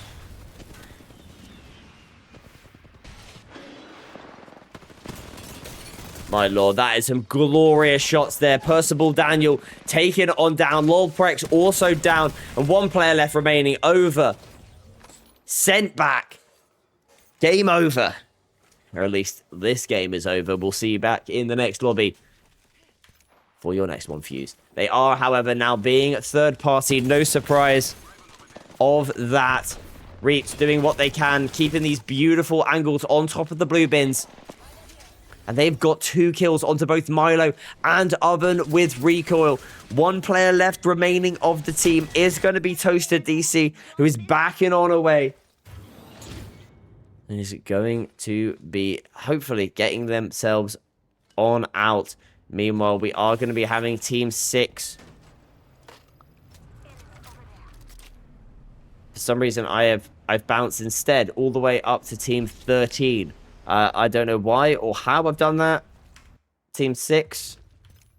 You're not fighting anymore. Okay, cool. We're going to go to Team 19, who are doing some shots. And it's going to be Strood, and they've got a knock onto the underrated Goblin. So they're going to instantly try and push up upon this. The good thing is they have got an Axle in place, so they're going to be able to very quickly slide their way on up. A defensive Axle ultimate came out onto the underrated Goblin, who obviously has now lost a little bit of HP. A Strood is going to queue on up the right-hand side of this cliff so that they can take a little bit of an off angle onto this. The thing is, they had an Axle of themselves in Jamstein, so they're going to be able to queue on away very nicely. And make their way back into Monument. Meanwhile, Team 7 with some long-range shots, and Alvi just slightly over peaking it. Almost getting taken out. That could have been devastating. Particularly when you're facing a Tex on an Axle, and they're going to be able to instantly push if they want across from the other side. 88 damage coming in from Genesee right there. As Tex is going to be getting in, is going to be looking to get busy. They get the knock. They do get hit by the Maggie Cube, but they've done so much damage right now that it might be enough to be able to close this one out. The players are going to be jumping off the side. Genesee is going to instantly try and take a different angle. And with 1 player left remaining, just down to Phasecraft, they're just hoping that they're going to be able to get away without being in sight of the other players. Meanwhile, Max is also getting kills, as well as You Died to Me. Team 16 getting a revive. And also the finish onto a Caustic, surely. But an Axle ultimate coming on in. Thankfully, not quite hitting. And Bale is going to be having to watch those doors. The 2x on the vault. Not my personal preference. But if it works for you, it is certainly one to pick up. Bale doing a good job currently. 540 damage. Avoiding damage from the nades, from the Maggie Q. They're doing a great job of it. They put the Maggie ball down, but unfortunately hit it themselves.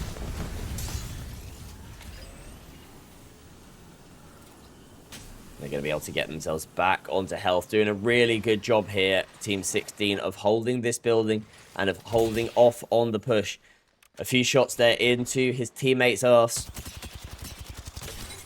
As the 2x Volt right now is doing a wonderful job. They've got a 6x Sentinel.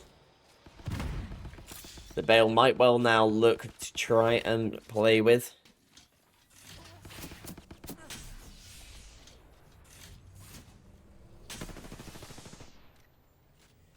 Meanwhile, I can see that Tedder is in the chat. What is up? What is up indeed? It is the Solo Q League. That is what is up. The CCE Solo Q League is where it's at. CCE.gg if you would like to come and join the action yourself.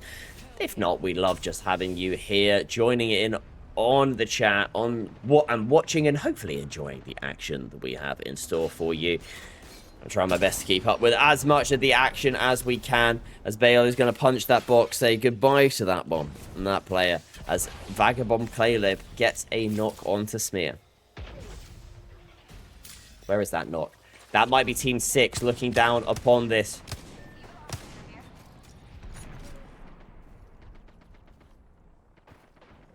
Players going on up. Angeloan does get the... Oh, I think I know what I did wrong there. Okay, so we need Zendika to hit his Q. And then hopefully this will disappear. So if somebody's in a queue, chat, I've realized that if I bounce away from their POV, then you're going to be left with hearing the Wraith's queue sound. So, we'll learn. See, every day's a learning day, chat. Every day's a learning day. Meanwhile, we are seeing Tranks getting taken out. Frost taken down as well. Zendika, please hit your queue for me, my friend. As the Q sound does actually now finally disappear. Here we go. Hostile patching up here. Meanwhile, Team 6 are swinging around that corner with the RE45. Already 72 damage. Much more than that. They got a full knock. And then get hit with an... Oh my god, it's an ultimate sandwich. Maggie Bull. Axel ultimate. Down goes Angelo and Butt. They've only got one player left remaining, I think, on this team.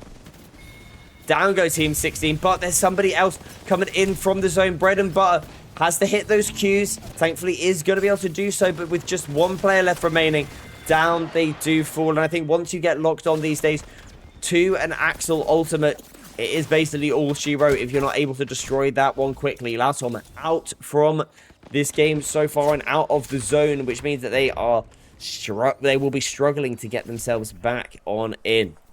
Meanwhile, it's going to be up to Jerks. He's going to be trying to queue on away and pop an ultimate down for the teammates. Pops that ultimate down to at least move them through. But unfortunately, the player swings on through. Team 10 out of this lobby and Team 19 are going to be making their way on out. Team 1 are still outside. They are going to be under pressure. And that's surely going to be... Oh, it's a disconnected player, unfortunately. So it's just up to Fadeaway, who's going to be making the way up towards the countdown area. I'm hoping that they'll be able to see this one out. Meanwhile, we're going to have a look at Team 4 because they're going to be making their way on forward. And they are going to be able to spot that there is a team right in front of them. As you can see, 51 meters away on those boulders. My, that's a good boulder. You know what, I might have to make waffles tomorrow. That Shrek reference might have just got me craving some waffles. Can't lie. Meanwhile, Team 4 have now taken this spot away. That team that they were looking at has Wraith portaled on down into the zone and is going to be alive for now. As we can see, it is going to be Atsmozzy and Genesee and Tex. And a sliding L-star shot. Some nice wall bounces. Does get Milo into the zone. A bit of a movement legend right now is going to be Milo. Probably one of my favorite players at this moment in time to watch. As they're going to be getting some nice angles out onto a few of those other teams. But unfortunately, the oven does get hit. And that's the problem with playing as an oven. You're quite large. An easy target, a big hitbox. Maybe not quite as much of a fridge as Pathfinder is, but, you know, still pretty large. As Milo is now going to be popping that Wraith portal to make their way on in. Takes that second floor and has put their portal inside of this second floor right now. Down this player does fall from the zipline. And I'll remove those name tags so that we can just see those player outlines. Gets rid of the Axel ultimate, which can be a death sentence. Inside of a building, not quite as much, if I'm being honest, but it is still pretty devastating. They're going to have to try and get rid of these pretty pesky conduit ultimates because they've got their own ultimate up in place, and that ultimate's doing so much damage. Out comes the swing from Milo. Gets the knock onto Tex. And now, this team is just a duo. It's going to be up to Genesee. It's going to be up to Asmos to what they can do. Toaster on the lifeline. I mean, a lifeline and a conduit. You're basically saying, Milo, go do what you need. We will keep you healthy, and that is sure what they are doing right now. Team 4 are playing really well. They've got themselves a good space in the zone, and there is a Kraber, the keyboard and mouse warrior. Where are you? There you are with the Kraber.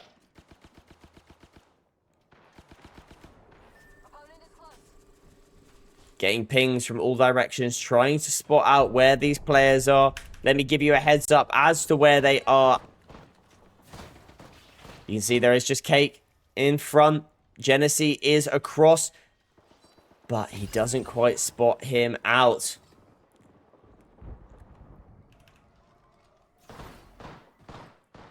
We'll keep an eye on Team 3 for now, as this ring is really not helping. And Apex, please fix your ability for me to zoom in on a map. Please and thank you, my friends. Moving here.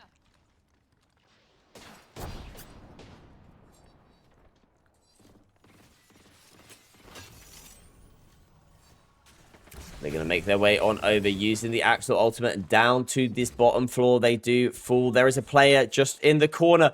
Oh my god, literally in the corner. He's right there. Smear. Smear in the corner does indeed get caught out finally. My god, that was wild to see as FaZe gets caught out as well. Maggie Ball in play, and the Warrior does get taken on down. Which means they're going to have to try and do what they can.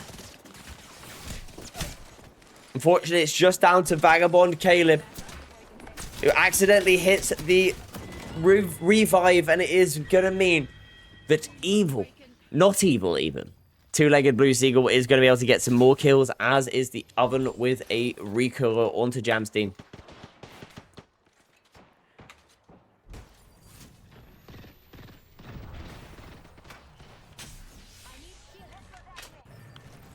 Genesee is going to be a solo in the meanwhile for team number 5. And they can get themselves into the zone up against this box. So you're going to be in the zone for now. That's what matters. Meanwhile, team 7 continuing to fight on away, and it is going to be up No Evil, who takes down even more kills. Multiple portals in on the height on the other side. The scout with the double tap is going to be coming into play and do potentially a lot of damage. However, they're getting aggressed upon. And the Axel ultimate coming on out, thankfully, does get destroyed. This is going to be Team 13 and Atlas taken on down by Milo. With that unlimited ammo L-Star, Milo is once again going crazy, and you are not surprised to be seeing that in the feed. Milo trying to get some more angles on this. Looking to try and swing on through.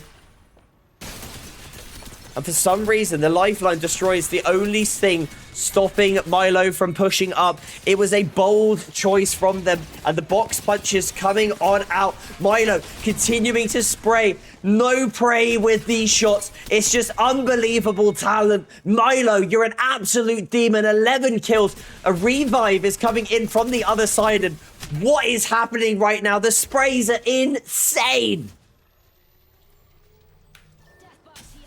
Jamstein, unfortunately, does get finished on by, and this is just going to be Genesee. The solo left remaining. Squeezing on through behind this. Genesee's going to just do what they can. An ultimate comes on through, but this is surely going to be all she wrote for this game. Team 5, Genesee doing what they can for the team. Tex and Atmos are going to be very happy with the bare minimum that they've managed to get themselves a second position. A great effort from the player. But Team 4 are going to be your champions. Milo with 13 kills, Toaster with 3, and 1 going to the Oven with recoil control. Yeah, the overall standings here, 17 to first place, 7, 7, 6, 5 for our top 5 teams in terms of the KP that we're going to be looking at. And Team 6 came away with 8 kills. Great showing from them. Can't lie. Cannot lie indeed. As we are going to go make our way back on over to my face. And as we wait for our next game to kick off, we'll have a look and see if the NA lobbies have started. We'll wait and see. That should surely be kicking off in the next couple of minutes. So, folks, if you've enjoyed the EU games, it has been a pleasure to cast over some of the incredible EU folks. We're now going to be going on, starting to kick off the NA games. So before we do that, we must have a little look at the latest standings. And our latest match coming in through. There we go. Oven, Milo, and Toaster, of course, coming away with the W. 6k damage as a team, 17 kills. That is surely going to shake up things at the top, or at least within those top 10 standings. Second place is going to be Tex, Genesee, and Lato. And rounding out the top 3 is going to be Daddy Wolfman, Ayers, and Jamstein. I mentioned earlier how Ayers on that caustic could do things and get themselves into that end zone. And they ended up doing so once again. So Ayers, pretty good so far in terms of that overall consistency that we love to see. And we'll see how they're doing in the overalls, as it is now going to update. And we're going to be seeing that Ayers actually in 14th position currently, a win and a 3rd place, alongside only 2 kills and 4 assists for now. But that is going to be in the money. So with $5 going to you at the moment, Ayers in 14th position, get yourself some Shareplay Solo Queue League Premium. You'd be going away with $20, and that is certainly nothing to scoff at, unless you can continue to push yourselves up further, because as you look at the top 10, Tex TV, we saw them alongside Genesee, who managed to clutch up a 2nd place, and that has managed to mean that Tex has pushed themselves up into 7th position, which is great to see from Tex. With Recoil Control is going to come into 6th position as well, with Zendika, Max, Jamstein coming in as your 5th, 4th, and 3rd. And our top 2, as it currently stands, of course, it is going to be Milo, Mylon, with 730 points and 48 kills, 16 assists. It's insane. I think that is almost double the players beneath them. The player beneath them in Not Evil, who has been having a great game of it here this evening. Currently, the most picked legends, as it currently stands, is Wraith, Conduit, and Mad Maggie, which is always interesting to see how they end up doing in terms of the overall legend pick rate. But before we wait for our next games to kick off, I'm going to go over to a short intermission sponsored by Shareplay once again, and we're going to have a little look here at the co-streaming capacity that Shareplay now has. It's something which I know certainly a lot of people are big fans of, being able to stream with your friends and co-stream, and it's something which Shareplay has now got in store. So this is what it is all about. Start co-streaming on Shareplay. First, navigate to the top right of the page and click the co-streaming icon. Then select Start Co-Stream. This will open the co-stream modal, where you can search for friends using their play tag. You can invite up to 4 users to join your co-stream. Next, customize your stream by selecting colors, or simply use the preset options. Once you've sent your invites, click Start Co-Stream. As your friends accept, you'll see them join you live. You can swap participants at any time to make them the primary focus on screen. And no matter where viewers are watching from, chat stays unified and synchronized across all communities. Streaming just got more collaborative and a whole lot better on Shareplay. Start co-streaming today. And if you run into any issues, reach out to customer support.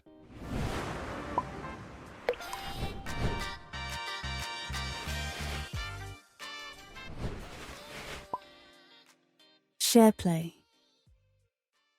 How to start co-streaming on Shareplay. First, navigate to the top right of the page and click the co-streaming icon. Then select Start Co-Stream. This will open the co-stream modal, where you can search for friends using their play tag. You can invite up to 4 users to join your co-stream. Next, customize your stream by selecting colors, or simply use the preset options. Once you've sent your invites, click Start Co-Stream. As your friends accept, you'll see them join you live.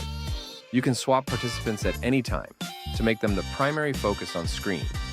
And no matter where viewers are watching from, chat stays unified and synchronized across all communities. Streaming just got more collaborative and a whole lot better on Shareplay. Start co-streaming today. And if you run into any issues, reach out to customer support.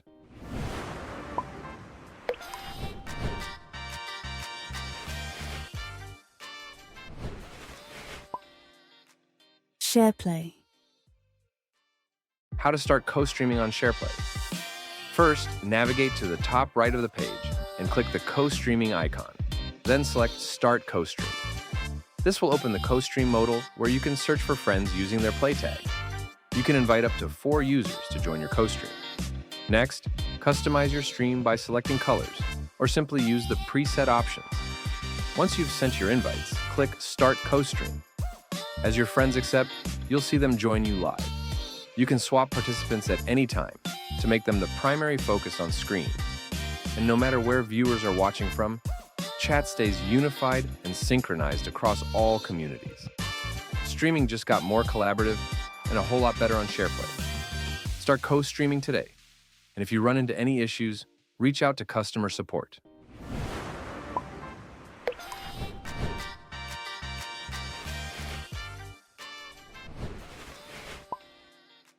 Shareplay. How to start co-streaming on Shareplay. First, navigate to the top right of the page and click the co-streaming icon. Then select Start Co-Stream. This will open the co-stream modal where you can search for friends using their play tag. You can invite up to 4 users to join your co-stream. Next, customize your stream by selecting colors, or simply use the preset options. Once you've sent your invites, click Start Co-Stream. As your friends accept, you'll see them join you live. You can swap participants at any time to make them the primary focus on screen. And no matter where viewers are watching from, chat stays unified and synchronized across all communities. Streaming just got more collaborative and a whole lot better on Shareplay. Start co-streaming today. And if you run into any issues, reach out to customer support.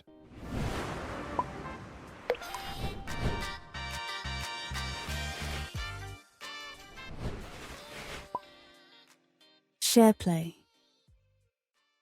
How to start co-streaming on Shareplay. First, navigate to the top right of the page and click the co-streaming icon. Then select Start Co-Stream. This will open the co-stream modal where you can search for friends using their play tag. You can invite up to 4 users to join your co-stream. Next, customize your stream by selecting colors, or simply use the preset options. Once you've sent your invites, click Start Co-Stream. As your friends accept, you'll see them join you live. You can swap participants at any time to make them the primary focus on screen. And no matter where viewers are watching from, chat stays unified and synchronized across all communities. Streaming just got more collaborative and a whole lot better on Shareplay. Start co-streaming today. And if you run into any issues, reach out to customer support.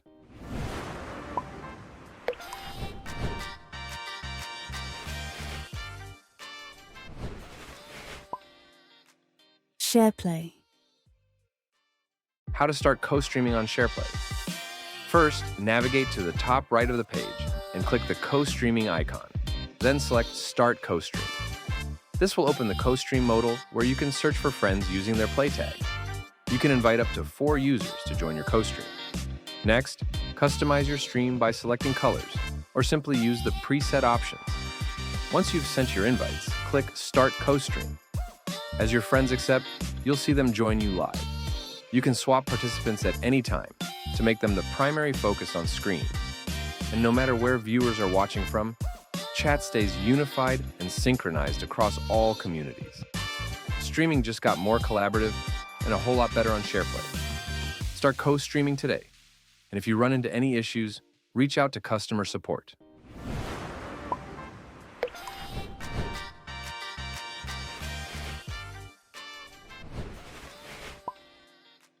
Shareplay.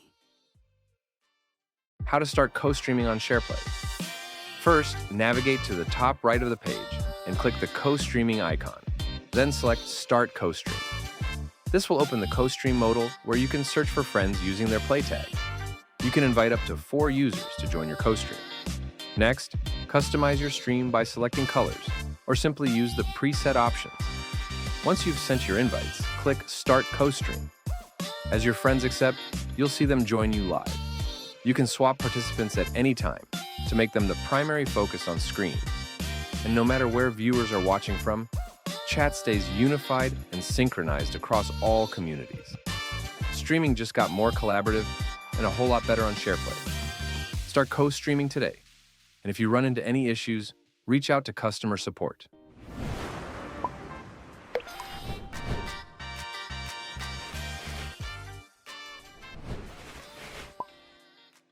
Shareplay. How to start co-streaming on Shareplay. First, navigate to the top right of the page and click the co-streaming icon. Then select Start Co-Stream. This will open the co-stream modal where you can search for friends using their play tag. You can invite up to 4 users to join your co-stream. Next, customize your stream by selecting colors, or simply use the preset options. Once you've sent your invites, click Start Co-Stream. As your friends accept, you'll see them join you live. You can swap participants at any time to make them the primary focus on screen. And no matter where viewers are watching from, chat stays unified and synchronized across all communities. Streaming just got more collaborative and a whole lot better on Shareplay. Start co-streaming today. And if you run into any issues, reach out to customer support.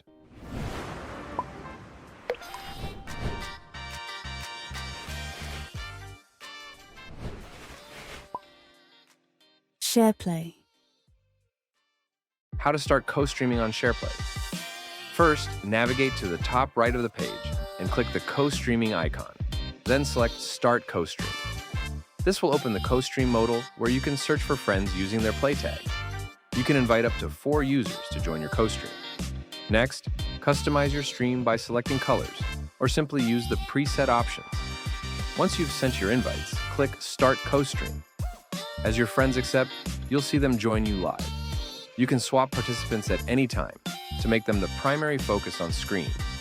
And no matter where viewers are watching from, chat stays unified and synchronized across all communities. Streaming just got more collaborative and a whole lot better on Shareplay. Start co-streaming today. And if you run into any issues, reach out to customer support.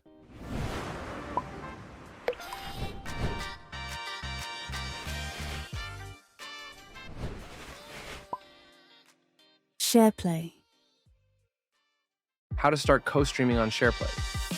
First, navigate to the top right of the page and click the co-streaming icon. Then select Start Co-Stream. This will open the co-stream modal where you can search for friends using their play tag. You can invite up to 4 users to join your co-stream.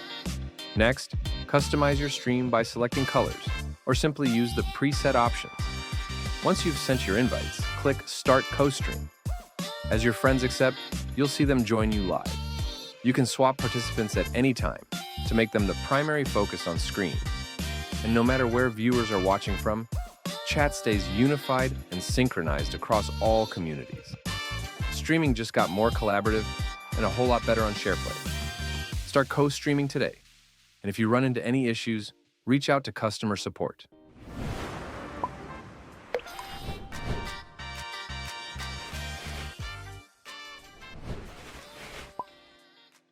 Shareplay. How to start co-streaming on Shareplay. First, navigate to the top right of the page and click the co-streaming icon. Then select Start Co-Stream. This will open the co-stream modal where you can search for friends using their play tag. You can invite up to 4 users to join your co-stream. Next, customize your stream by selecting colors, or simply use the preset options. Once you've sent your invites, click Start Co-Stream. As your friends accept, you'll see them join you live. You can swap participants at any time to make them the primary focus on screen. And no matter where viewers are watching from, chat stays unified and synchronized across all communities. Streaming just got more collaborative and a whole lot better on Shareplay. Start co-streaming today.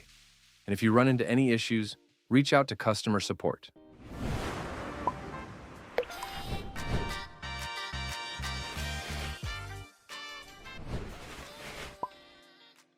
Shareplay. How does... And we are going to be back into the lobby. Sorry that took a little bit longer than initially anticipated, but we are back in with our next set of games. And we're going over to North America now for the remainder of this set over on our NA East servers, I believe, and we're going to be seeing a host of new names that weren't yet playing in our first EU set. A few of them that I'm sure many of you will recognize, including the likes of Jay from the Buffalo Boys duo from yesterday, who ended up coming away in second position in the duo league. We also have got Carlitos as well, who I'm sure many of you will also recognize. And then looking on through, there have been a few names that are continuing to play on through as we move into the NA games, including the likes of Genesee, Vagabond Caleb, Jamstein. Milo Minion, of course, is going to be here on team number 1, and who better to tune in with as we go into this next game than our current overall leader in Milo. Backpack here. Level 2. Looking at the overall map here, we're going to be getting a south pull and a pretty central, not really going either to the left or to the right, or the east or the west if you're a map person. I'm still trying to get better at maps, can't lie. And we're going to go see if we can try and find somebody who is going to be playing a legend that can scan a beacon, because we've got both Caustic and Watson banned from this lobby. So unless there is a Catalyst somewhere, or Rampart, there is a Rampart, and a Rampart might well be able to hit this beacon. So it's up to you, Mr. GD Wet, to go hit that beacon for us so that we can see where we are going to be going next.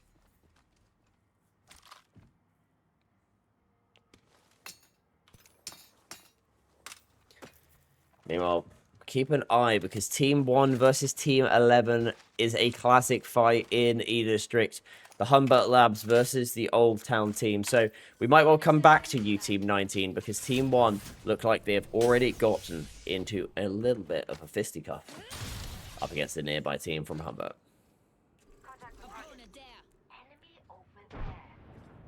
This is a good one to start it off. Lolprax has been playing well here this evening alongside, I'm going to say, ODST and Carlitos. This is definitely a strong team to fight against, and Milo and Co are going to be having to be on their best gun game if they're going to be wanting to see this one out. Using that new tube, getting a little bit of splash damage.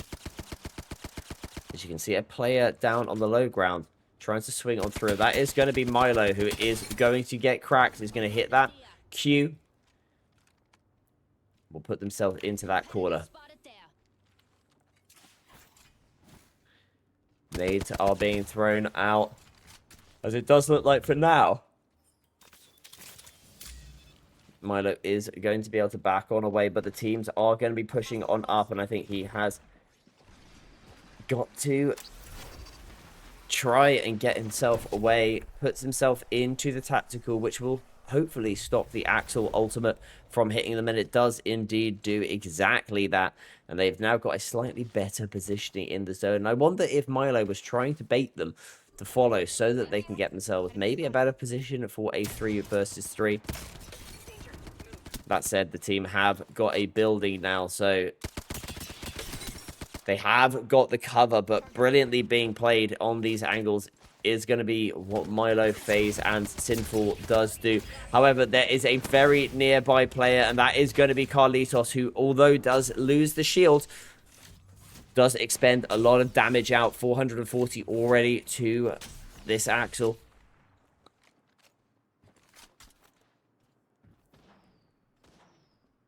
Trying to spot out where the team is going, and I think it looks like, for now, they are going to be backing on away. And we're going to have a quick look and see where the other fights are currently happening, because it does look like Team 2 and Team... Actually, we're going to go down to this one instead. Team 6 have moved their way on up. The Keyboard Warrior, alongside Teddy and Toaster, certainly a team that I would say are, on paper, a dangerous-ass team. And with DG Ghost feeling the effects of the alternator from the KBM Warrior, they would certainly agree with you in this instant. Another shot. Jaden taken on down. 1 player left remaining. No players left remaining. Keyboard Warrior with all 3 kills onto that squad as Jamstein is now taking down Genesee. Not today, Capatid. You've got people depending on you. Team 3 gonna be able to get that reset.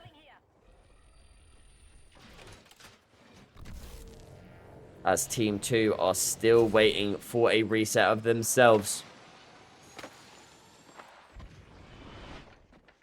Jamstein is currently managing to stay out of sight, but it is not for long enough. The devotion shots were quite good, but not quite good enough, as Habanero is going to have to get themselves on out of dodge. Thankfully for them, it doesn't look like they are going to be followed. So we go back over to the map where Team 12 is going to be fighting on away up against Team 16 and Team 13. Good shots, though, as Holly gets taken on out. Noli down onto the knees, courtesy of the Bandana Kid. And Jay is picking up kills as well. One of the status quo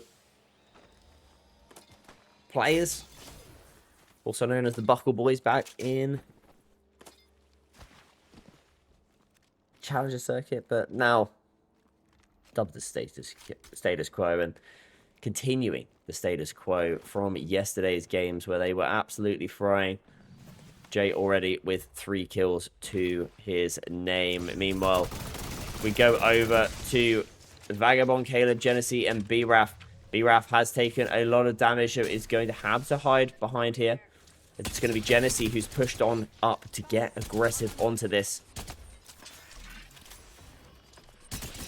Taking that off angle, and that 3x with the Havoc is going to be the call for the absolute full send. Unfortunately, Thermites are in place to stop a push coming any faster or any further.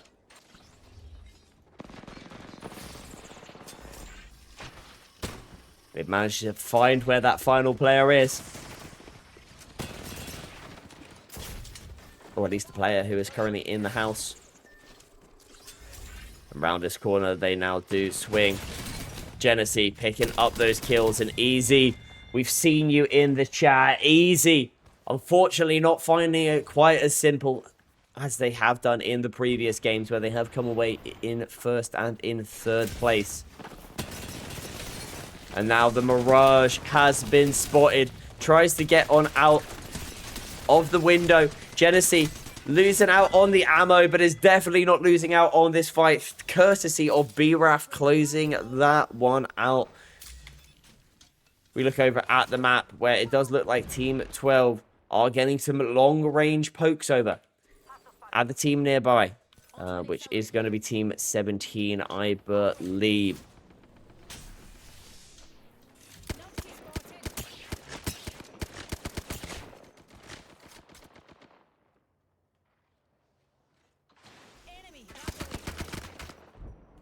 Horizon. Bit of splash damage from the noob tube. As we're going to see where this ring is pulling, and if anybody has got where this ring is going to be moving to. No, we're just going to go have a little look at Team 17, who have got this high. And they'll be looking to rain down fire as a player is getting revived beneath them, but they haven't got any angles to close this one out. So for now, Team 17 are just going to reside within the building. And we'll be waiting for a team to potentially push up, or for them to drop off the height to do a push of themselves. Mia queuing over as Jay is getting killed over on team number 12. Jay using that Axel Q. And it's going to be an Axel for Axel right now. Trying to get the knocks, getting the finish, and Team 6 are eliminated from this lobby. The KBM Warrior, Toaster, and Teddy out for the count. We'll see you back next game. As you are outside of the top 10. That's going to be big for the overall standings, potentially. I mean, Keyboard Warrior has been a stalwart at the top. Obviously, winning over Jay yesterday in the Duo Cup, coming out in first position with Jay coming in second. So I'm sure that Jay will be very happy seeing the KBM Warrior taken on out. Meanwhile, there are players very nearby looking to pick up these care package, and it is going to be a race. Jay swinging on through. Axel ultimate does get expended. The knock goes out onto Sinful Confession. The Axel ult does hit Milo, and Milo, your lobby leader, is out at 10th position. And it now means we've got an L star in Jay's hand, which is certainly something to bear in mind how damaging this could be. We've already seen it do insane things, and we're seeing it do yet more as Holy is eliminated. And holy hell, Jay, what are you doing to this lobby right now? The Mirage not confusing anybody just yet, because Jay knows exactly where everybody is, swinging around like nobody's business and taking down Team 2. 11 kills already for Jay. He's got to be careful because there are players. A shield swap does come out just in time. Are they going to be able to get on out of dodge? 6 seconds until that next Axel Tactical. And it's going to be Vagabond Caleb who ends up closing out and third-partying this one. Vagabond as a solo, actually. With Team 7 as the third party, even Vagabonds and Co. were the team that got pushed up upon. So, Vagabond is going to be having to play this one out as a solo, as is Jay, who, as I say that, has managed to get the respawn beacon and the banners, and so is going to be able to get back in. However, they've been spotted out on the craft. Tactical coming on out so that they can skid on round and try and get themselves out of dodge. But the thing is, with an Axel ultimate, people can follow you on that. So your shots have got to be at their crispiest if you want to stop this push from happening. And that's exactly what it is. But unfortunately, filming comes round the corner and caught on camera is the elimination of Jay with an unbelievable amount of kills. 11 kills. And 4 and thing, that is a great showing with an 8th position, 16 kills for that roster. But it's not going to be enough to see them into a top 5 position where the KP starts getting a bit more serious. Meanwhile, Atlas taken on down, so playing off on this low ground is going to be Mr. G. Mr. G, who has got the opportunity to actually respawn the player, which is exactly what they're going to do. And the respawn opportunity on the death box means that they're going to be able to come straight back in with health, grab everything from that box, and welcome back into the game the Freak Toad.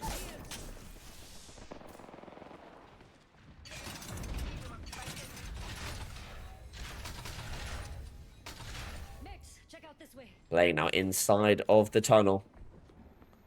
They've got to be careful because there are players above with a Kraber, and it's going to be the Bandana Kid. Unlimited ammo in that Kraber. You're going to be looking to try and get some angles onto this. Is the Mirage.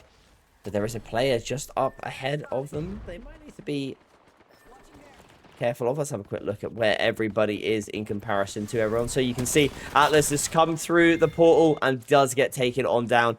Unfortunately, that's all she wrote for Team 19. But unfortunately, Lol Prex has seen them from the height.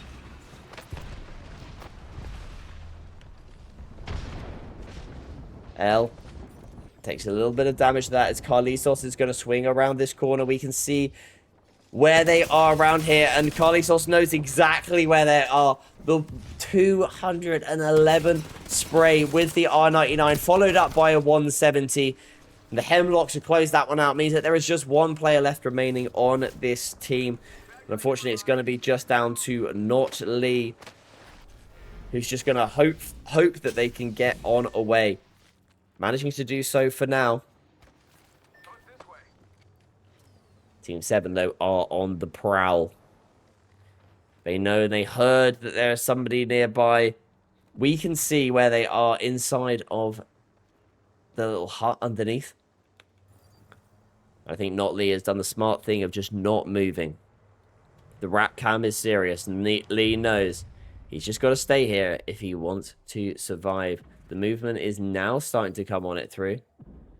They are going to make their way on up to a slightly better position. Whilst, meanwhile, Team 7, the man with the camera filming, who picked up the kill on to our kill leader for this game of Jay. They'll be hoping that they continue that momentum forward because they've already got 14 kills between them as a squad. And it's a good showing so far from MP, Skelly, and Phil.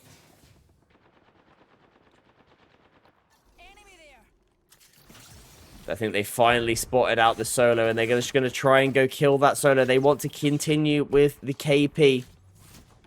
Question is, where is that solo? There he is. Back into the underground, and unfortunately will get caught out by TCV Skelly. Down they do fall. 15 kills now to Team 7 into a top 4 position. But they have been pushed upon, and it's going to be Carlitos and co. It's not a team that you want to be pushing up and finding you. And down goes that first player. Carlitos has got to be careful, so has to take to the skies using the Horizon tactical. As now Skelly is going to follow on through. Skelly swings on down, who has been having an incredible game. Carlitos doing what they can using the Axel tactical, but it is not going to be enough. Filming.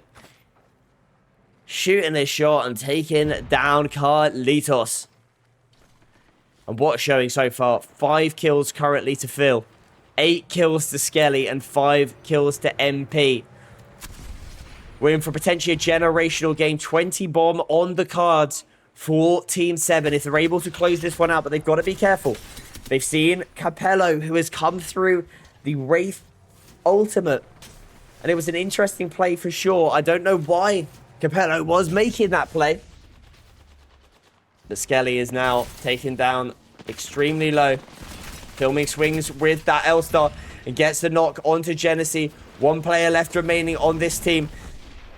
And they've got to be really careful of the third party because now Phil goes down and Skelly is taken down to just 40 HP.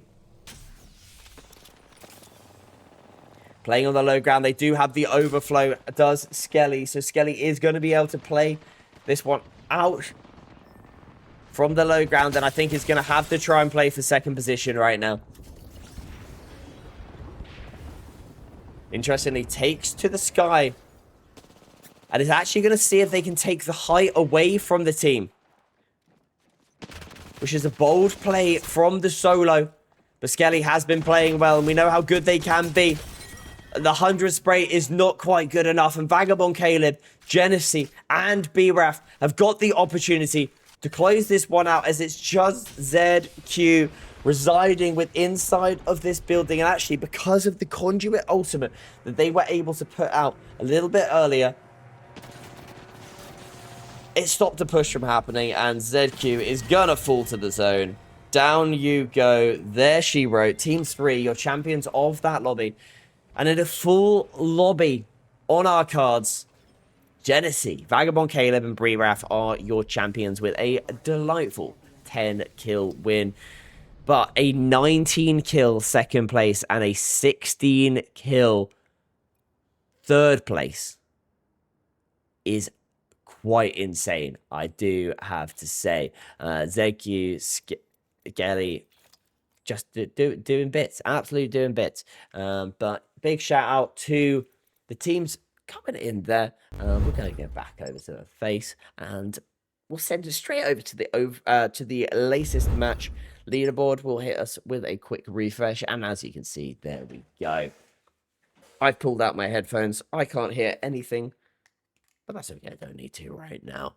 Backrock Caleb, BRAF, and Genesee are your winners of that one. And although they had 10 kills, which might not be as much as Skelly and as Jay in 8th position, they did come away with almost the most damage, pretty much level with our third position of Skelly and Co.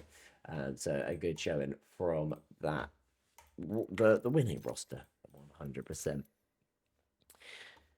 Overall standings in that one there. Oh, by the way, Carlitos coming away as big shout out to you, Carlitos.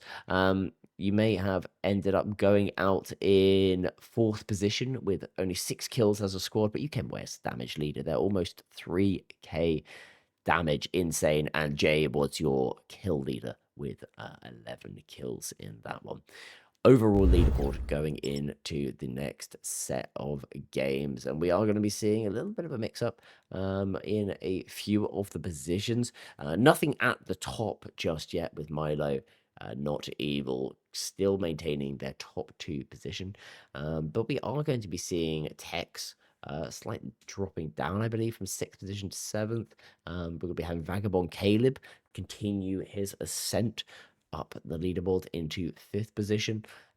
And Predator is Easy has been slightly dropping down, I believe, as Genesee rounds out that top 10. Conduit has also just jumped up above Wraith for the first time this evening as your most picked legend. We'll have a look at the overall character stats to see how that is currently looking. And as you can see, Conduit, first position, 11.5% of the picks thus far have come from the battery connoisseur, the walking battery. I don't know. What does she describe herself as these days? But Conduit is going to be coming away as your first position, followed up by Wraith and Mad Maggie. Bangalore and Valkyrie rounding out the top 5, as Axel has seen a slight uptick in picks, certainly as we've moved over to the NA leaderboard. It did feel like there was a slight uptick for sure in Vaxel picks in that last game, and I'll be interested to see what happens as we go into our next one. But in the meanwhile, it does look like we are going to be waiting on our next lobby. 45 people in queue, if that is correct, and down the bottom left. But so I get up to 46 now, which is great to see. As soon as we get up towards that 60 mark, I think it's 57, I believe, is where it can we can put us into queue. So if you are watching along right now and you are not in this game, make sure you head over to cce.gg, get yourself signed up, and come join the fun. I want to cast over you. I can see here that Michael said Bitty Bats. He has signed up and it's going to be first time playing here this evening over on Shareplay. Wonderful to see that, Michael. I can't wait to cast over you here this evening. And it's great to see new people coming aboard. It's been an absolute joy casting over everybody here tonight, both on the EU and the NA side. Doing it as just myself. I'll be back next week. Not next week, the week after. I believe we're having a little bit of a break next week, potentially. But I'm sure that there'll be notifications going out on the Discord. So that's another great shout out, another great plug. Head over to the CCE Discord. Just go over to the website and there'll be a link in there to head over and join the Discord so that you can join the community. One thing to note, by the way, as part of this solo queue league is the fact that there is now a battle pass that has been set up, so that the amount of times that you interact with the community, you're getting in chat, the amount of times you're playing, you're actually going to be going up in a battle pass, and it's going to give you new stuff within the Discord itself and within the solo queue league. So it's certainly something which you definitely want to be getting involved in. I'm going to hit you with a very short intermission whilst we just wait for the last few people to join the queue. We're already up to 53, so I will be there in no time at all. We're going to send this over to our incredible controller sponsor, Mojon. I've already talked in depth about how incredible this controller is. I might even whip out a little bit of admin cam in the next game, depending on how we're going. And that will all be done on this beautiful controller. But over to you, Mojon.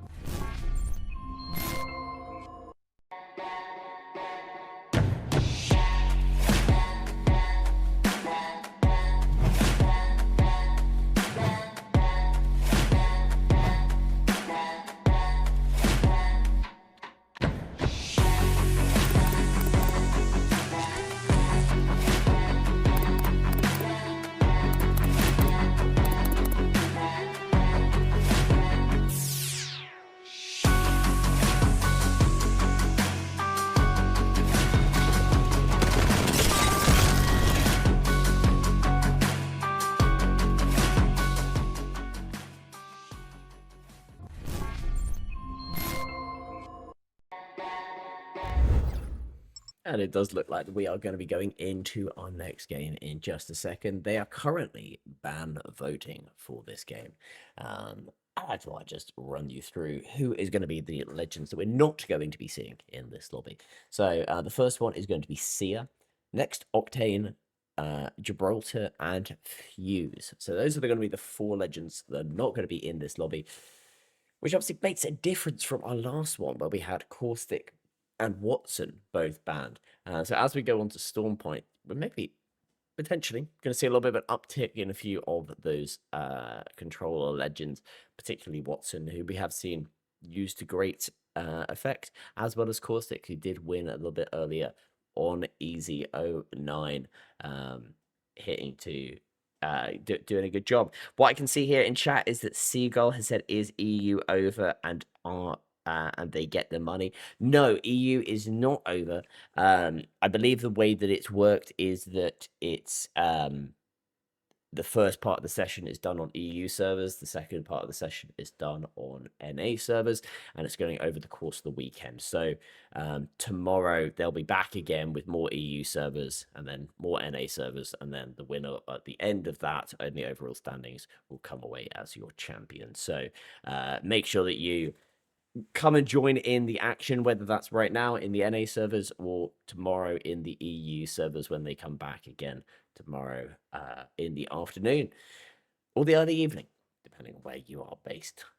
But yes, that is how I believe it is working here tonight, though I would definitely check with some of the CCE admins who know a lot more than me. I'm just your friendly Apex caster who's here for a good time and is definitely not as knowledgeable as all the rest of the people. It does look like we've got a few people who are currently not in the right team, so I'm going to try and help them out get into the right team potentially. It does look like that we do have Billy Bat, or Bidley Bat, who is going to be Michael from the Shareplay chat. So welcome in Team 17. I'll be definitely keeping an eye on you. A controller player or console player, which, you know, absolutely love seeing that. It's been great to see. It's great to see such a great variety in the different consoles and platforms that are played. I can give you a quick observation about how it's currently looking. I mean, you've obviously got a lot of PC up here, but there are consoles all over the place, and it's good to see so many different sets of people. As we go into this next game, just as a reminder for everybody what the overall leaderboard is currently looking like. We've got Milo leading the way in first position, followed up by Not Evil and Jamstein. It is a good lead that Milo has got at the 725, being chased down 120 points behind them by Not Evil, and then almost 200 behind them is going to be Jamstein in third. So the top 2 are definitely part of a breakaway set, and it's whether anybody else is going to be able to keep up. But we are going to be going over to our next game, and we have been flying through the games here, folks. I think we're on what game? 5, 6, 7, maybe? I don't know, but it has felt like we've just been absolutely flying through these. So huge shout out to everybody behind the scenes been sorting this. CCE.g if you would like to come and join in. And of course, you're seeing over on the left hand side of your screen some of our incredible sponsors. That's Exit Lag, who are one of our more recent members, which we'll be speaking a little bit more of in due course. Woolhack obviously up there as well, and then of course our incredible friends over at Mojon and Shareplay as well. Many of these sponsors have got discount codes if you would like to use them, and they are just on the left hand side, or when we go back to the main lobby, going on down the bottom. But as we go to the character selection, I'm going to be looking here and see what Bidley Bats in team number 17 is going to be picking. And it's going to be a Bangalore pick, which I am not opposed of in the slightest. Looking through the teams, I think Vagabond Caleb, Genesee, and Ninja Nick, the OG, is definitely one that I'll be having a little look at on Team 5 alongside Lolprex and Jay. I believe that was Team 15, certainly one to be scared of. Meanwhile, we are going to be going into this lobby, and you can see here everybody has been picking.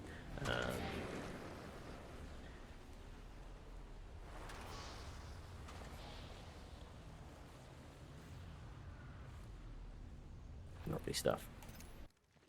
So, Catalyst is going to be here, and they're not going to have anything in the way of scans. We're going to go over to Matteo, who is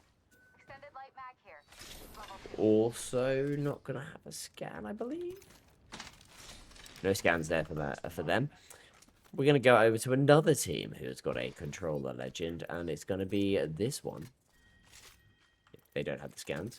What about this first team? Team number 1.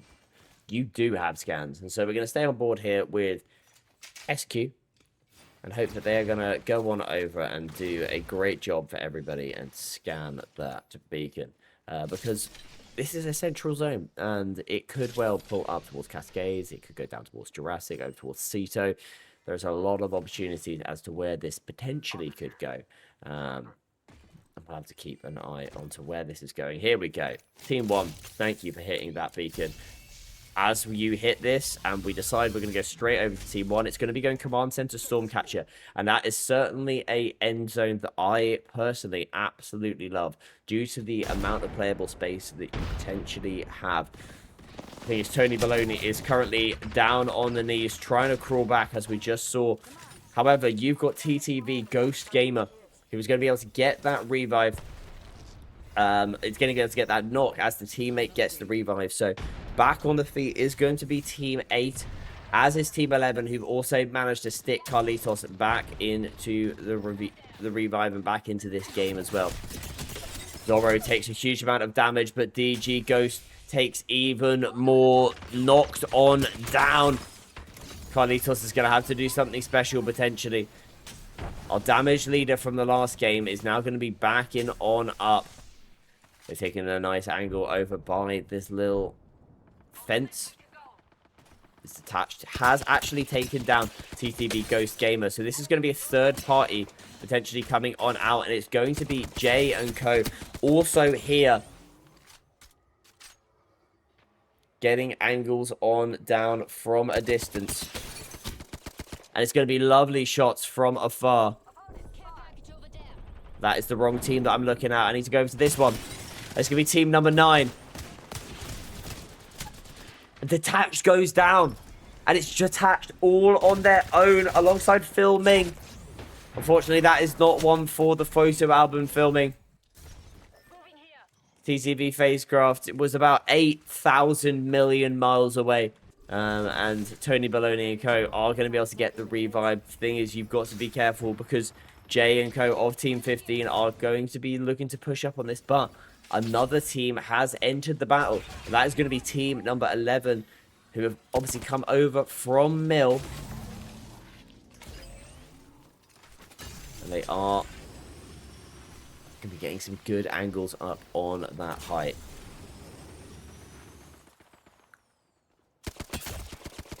Team 11. Good shots there from Carlitos. They've decided to put the Axel Ultimate out, and it was a brilliant use of the Axel Ultimate, but unfortunately, Jay was just too good on it. Zorro about to go down. It's just down to DG, last remaining player on the team.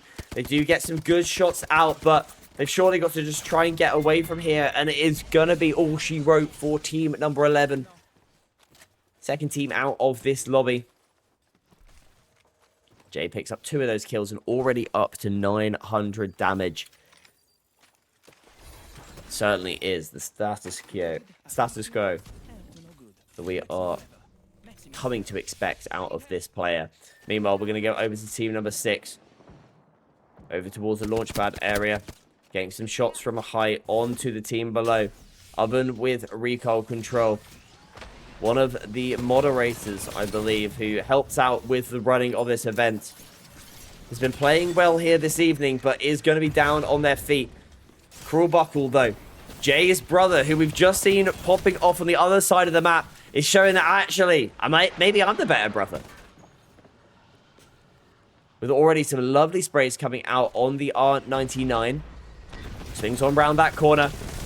A 100 spray. TTV Skelly taken down. And we've seen Skelly play so well here this evening. We know how good of a player they can be. But they were just absolutely obliterated by that R99 and Wingman spray.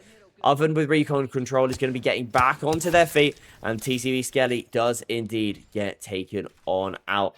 One player left remaining is just going to be Latom. And Latom is going to be running for those hills. As there's now a third party coming out. Wingman in play. Managing to hold off a push, but unfortunately, Oven does get taken on down. Ironically, Cool J, I believe, is Oven's real name. So, it's like he's playing with his brother right now. And back into the game does come the Oven. Respawned on the death box. It's going to be team 6 that they are looking at.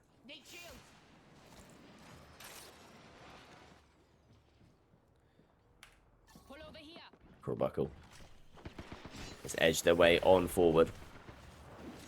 Using the Axel Q. And they're looking to continue to now climb up onto the height and take this away from the team. Axel ultimate has come on out.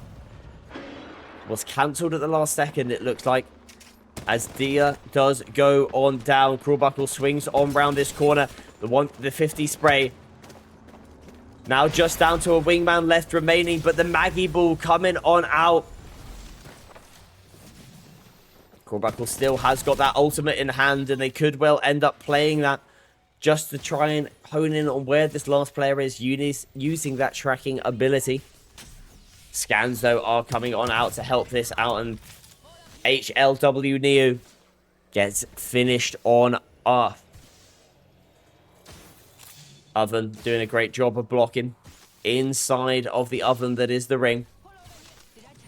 And they are going to get the reset onto this. Bandana Kid is going to get the revive, but it might be a little too late. Oh my god, just about gets that off. But unfortunately, the Wraith does fall. The Bandana Kid doing what they can to try and survive. But Oven with recoil. Or recoil control even. Is going to be getting the banner reset. Round swings Crowbuckle, and down goes the Bandana Kid. Down goes Team 11. And on the other side of the map, more fighting is ensuing for Team 15. They've already got the knock onto one of those players, and Keyboard Warriors also getting kills in the feed, as is Hunter onto Capello. And these people swings on through, taken down, detached. Out they go. Team 10 down to just fade away. Got to be very careful because they are getting pushed up upon. Inside of this building, they do see them. The Eva rate gets reloaded. A Noisy Boy Riot is now taking that thermite damage. They're going to have to be very careful. Jagger X trying to get the Conjurer ult through the window. I don't think it quite fits there, but I like the idea. I don't quite like the climbing there. You got this, you got this, you got this. Next one, next one, next one, next one. I feel it, I feel it. There we go. Yeah, no, next one, next one. It was always the next one. You know what? Actually, the stairs are easier. The stairs have always been easier. That's a frag grenade. Thankfully, it was his teammate's frag grenade. My god. But it's Jay coming round the corner. The Axel swinging on through, and down goes the player. They took too long trying to figure out how to get inside of the building that they forgot that a third party might well come on out. Down they do go. Bitsy, Noisy, and Jagger out of this one. Your 10th place team out. Team 3 gone from this lobby, as has Oven with recoil control and Crowbuckle as well to Lassen. The J currently showing it up for the SQ boys. These people obviously knows that there are players up above them inside of this. It's going to be Daddy Wolf and Fadeway.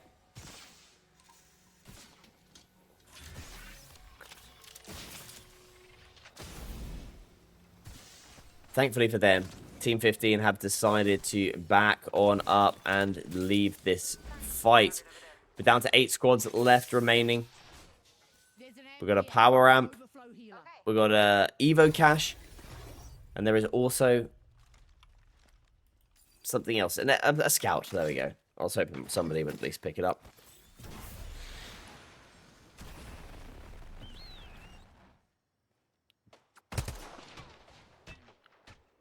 We've got advantage on the team, which is going to be good for long range shooting.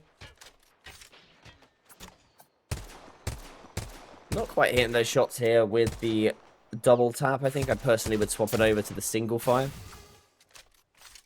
Just a little bit of better. A little bit more options on the ammo conservation on the longer distance. Also going to be looking on around, trying to spot out people. As we can see, going through the zone right now, we do have Team 7 and Team 10. And they have actually spotted people out. Not quite hitting that first one.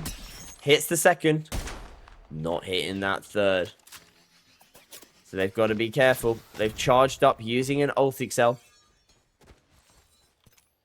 And who is that they are looking at? Team 14. It's going to be team number 7. This is going to be Skelly, Latham, and Flash, who took out Crawlbuckle and the Oven.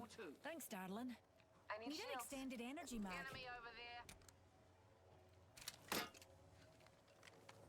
Coming out of zone. They are going to have to try and heal themselves back up and loot a few things on this bin reset. So at least they've got a few extra things.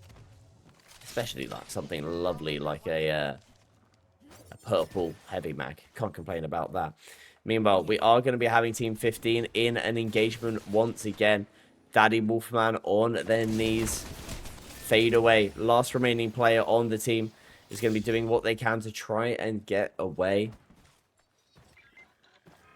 Instead of... You know what? I rate that. Get yourself a purple mag in a stock. You can't be too mad about that in the slightest. Meanwhile, fighting is happening up here. And it's going to be Team 2.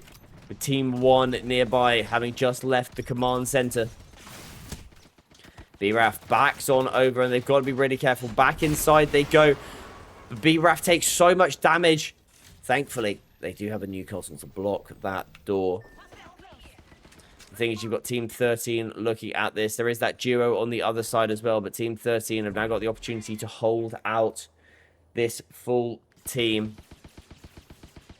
Looking to try and destroy the Newcastle attack.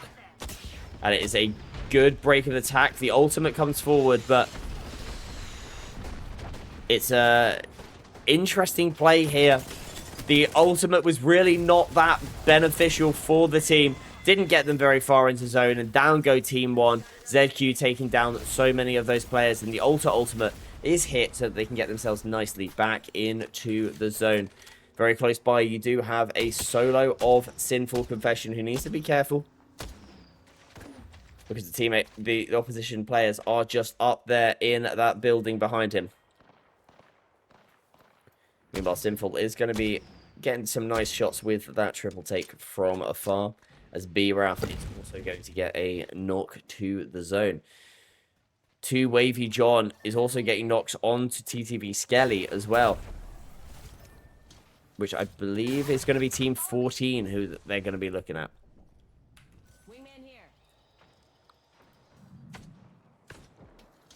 And 2 Wavy gets caught out. Latham is the player that does it. And they've got to be very careful right now because they're taking a while to be able to get that reset. Comes around the corner. But thankfully, Latham is just a solo. So they won't be able to do too much in the way of it. Seagull has asked, can EU play on NA? I believe that they can. So if you want to load yourself on up, feel free to get yourself in the lobby. Obviously, just note that you are going to be playing on some NA East servers, I believe. So you will have a little bit of ping. A bit like I do in the top right corner at the moment.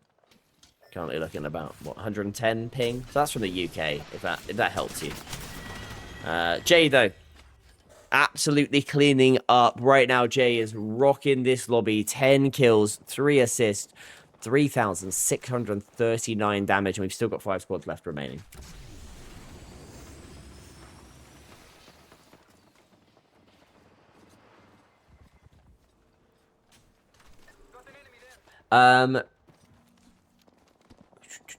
I will ask the CCE team, but if you just at CCE Rapid Cobra, they may well be able to help you out because they are in the chat looking on over everything that is happening. Meanwhile, oh my god, Jay, you are just continuing this rampage.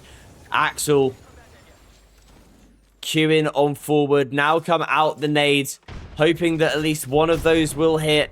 None of them do just yet. But it doesn't really matter because you've got Sparrow queues going inside of this building.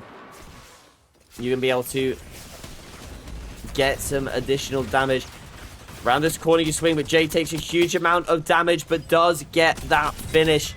Even though they were stunned from the Maggie queue, there's one player left remaining in that Wraith queue, and they're going to get the finish onto them. Of course they do. 11 kills, 4k damage already.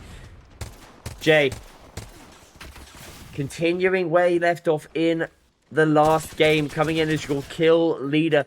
They were only able to place pretty low down the lobby in 8th position. They're hoping for slightly better, though. It's just one player left remaining of the team. It is not going to be the dub that they were looking for, but it is going to be a very well-rewarded 2nd place. That, however, is not to be overlooked by our 1st place team, as Sir Merc Sigma, 2 Wavy John on YouTube, and Zendika come away as your champions with 12 kills between them. Meanwhile, our 2nd place team with Jay, Lolprex, and these people did a lovely 17 kill 2nd place. 9 Edgar with 3, ZB coming in with 5 kills for themselves.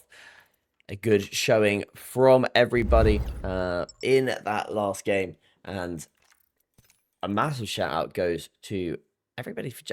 Everybody's been positioning so well, particularly obviously in that last one. We were seeing a lot of a few of the top players, the likes of Jay, who obviously this was the last game. Jay came in with 11 kills, most kills. In this game, he comes in the most with 11 kills, and that is going to be rocketing them Jay up the overall standings. I am absolutely sure of it.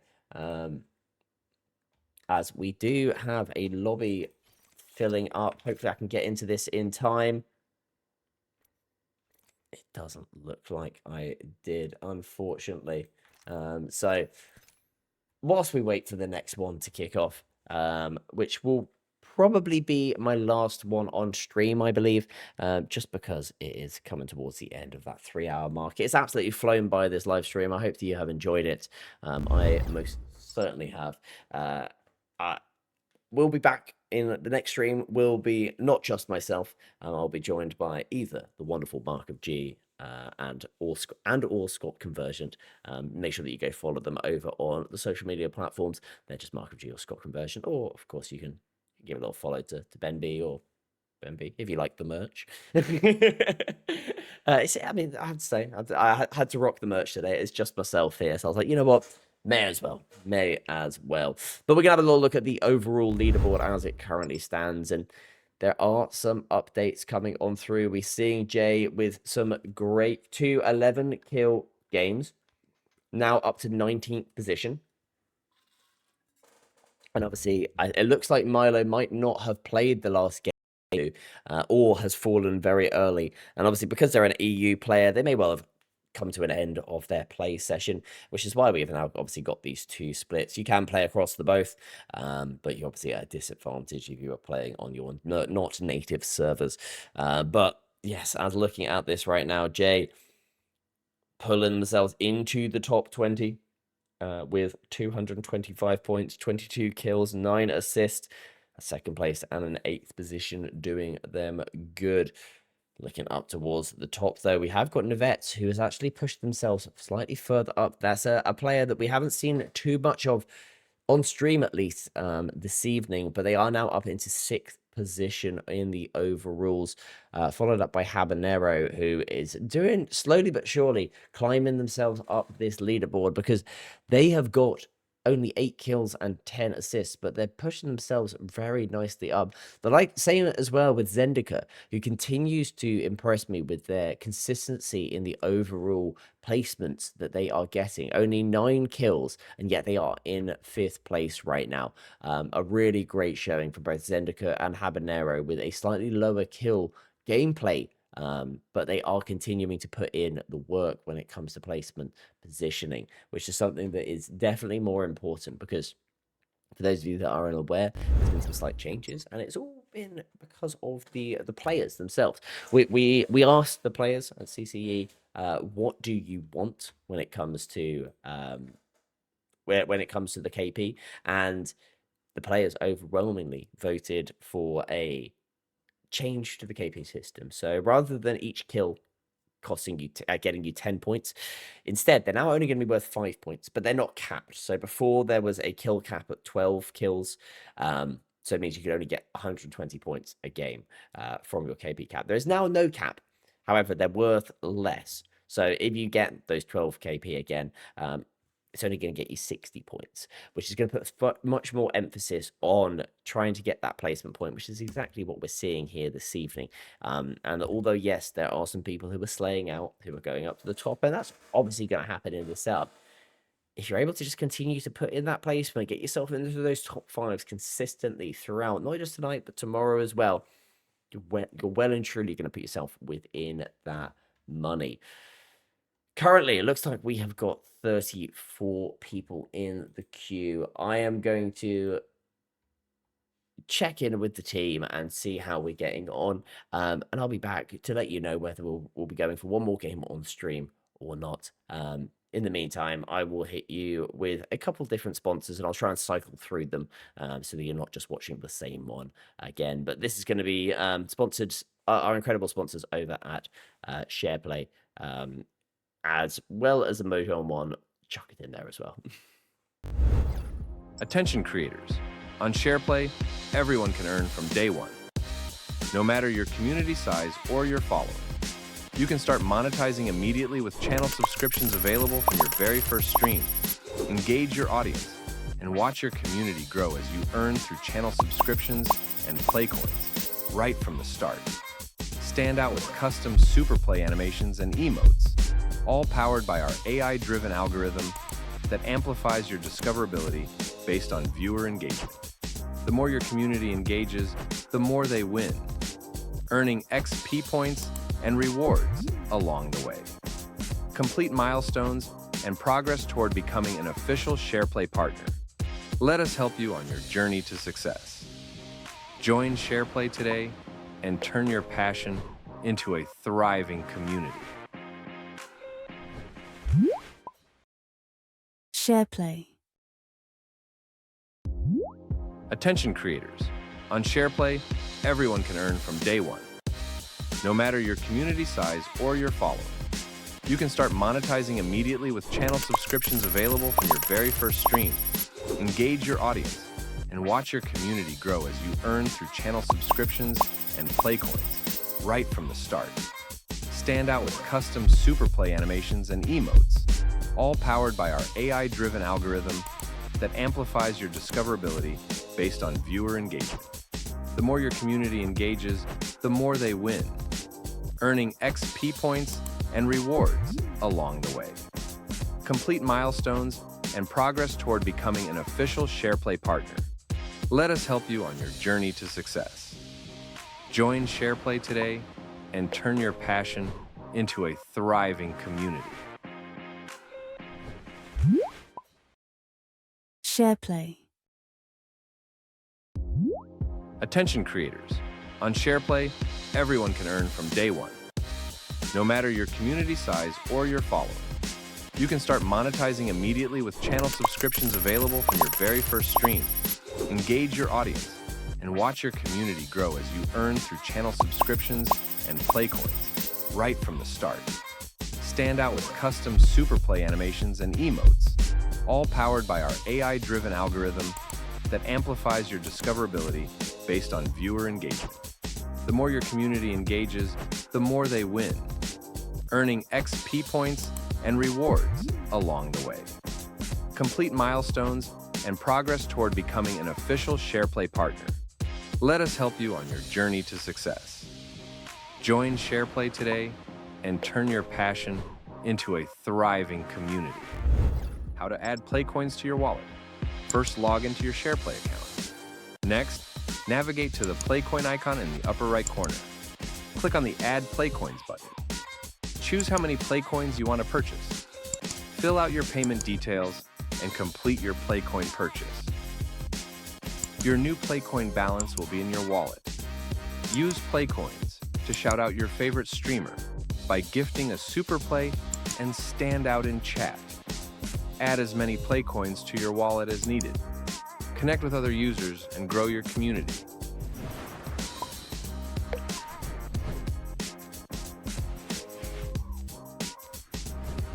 Your Stripe account in Play Studio, follow these steps. Click on your profile thumbnail in the top right corner of the screen. Select Play Studio from the dropdown. A new window will load your Play Studio dashboard. If you're a first-time user, make sure to accept the terms and conditions. Click on the Create Stripe Account button. Search for your country of residence, select it, and continue. Enter your email and phone number, then click Submit. You'll receive a verification code via SMS. Enter that code to proceed. Provide your legal information. If you don't have a website, you can enter shareplay.tv or select the option indicating you have no URL. Search for your bank and verify your bank details. Double-check that all information is correct. If everything looks good, agree to the terms and submit. Once your Stripe account is connected, you can check your wallet by clicking the Go to Wallet button to see your balance and perform payout functions. Track earnings. Use your Play Studio account to monitor your earnings and manage your payouts. You can use the Converter tool to see payout amounts based on your account tier. Following these steps should successfully set up your Stripe account in Play Studio. If you encounter any issues, refer to the Help section or customer support for further assistance.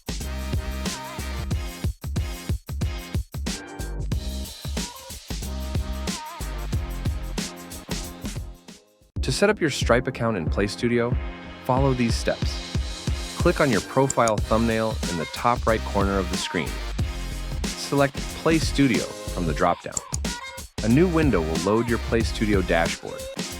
If you're a first-time user, make sure to accept the terms and conditions. That is all she wrote for the stream this evening here. I hope that everybody has enjoyed joining myself in a definite solo queue event here tonight. It's been wonderful to cast for everybody in the chat. It's been lovely seeing so many of you chatting away in Shareplay and over on Twitch as well. I'm going to be getting this VOD downloaded, and we'll be putting it up on the CCE YouTube. So make sure you drop that a follow so that you get a notification as to when that goes live. In the meantime, the Solo Queue League is going to be continuing to go on through the night. I'm just finishing a little bit earlier because I'm one of those EU people who need to go to bed. So we're going to be calling it there now. But as you can see, 40 people in the queue. Go get yourself in there, because then you can go play in that next game when it goes live, and you can be in with a chance of winning some money. Make sure that you join in the Discord as well, so that you can be notified of all changes and all upcoming events. There's some pretty exciting things coming up in the future that you certainly are going to want to be sticking around for. My name has been Ben B. I have been your host here for this evening. Make sure that you drop my fellow casters, Marker G and Scott Conversion, a follow, as well as obviously CCE across UCX across all platforms. And if you like the stream, you know, Ben B as well, we love to see you over on the socials. Until next time, see you there, folks.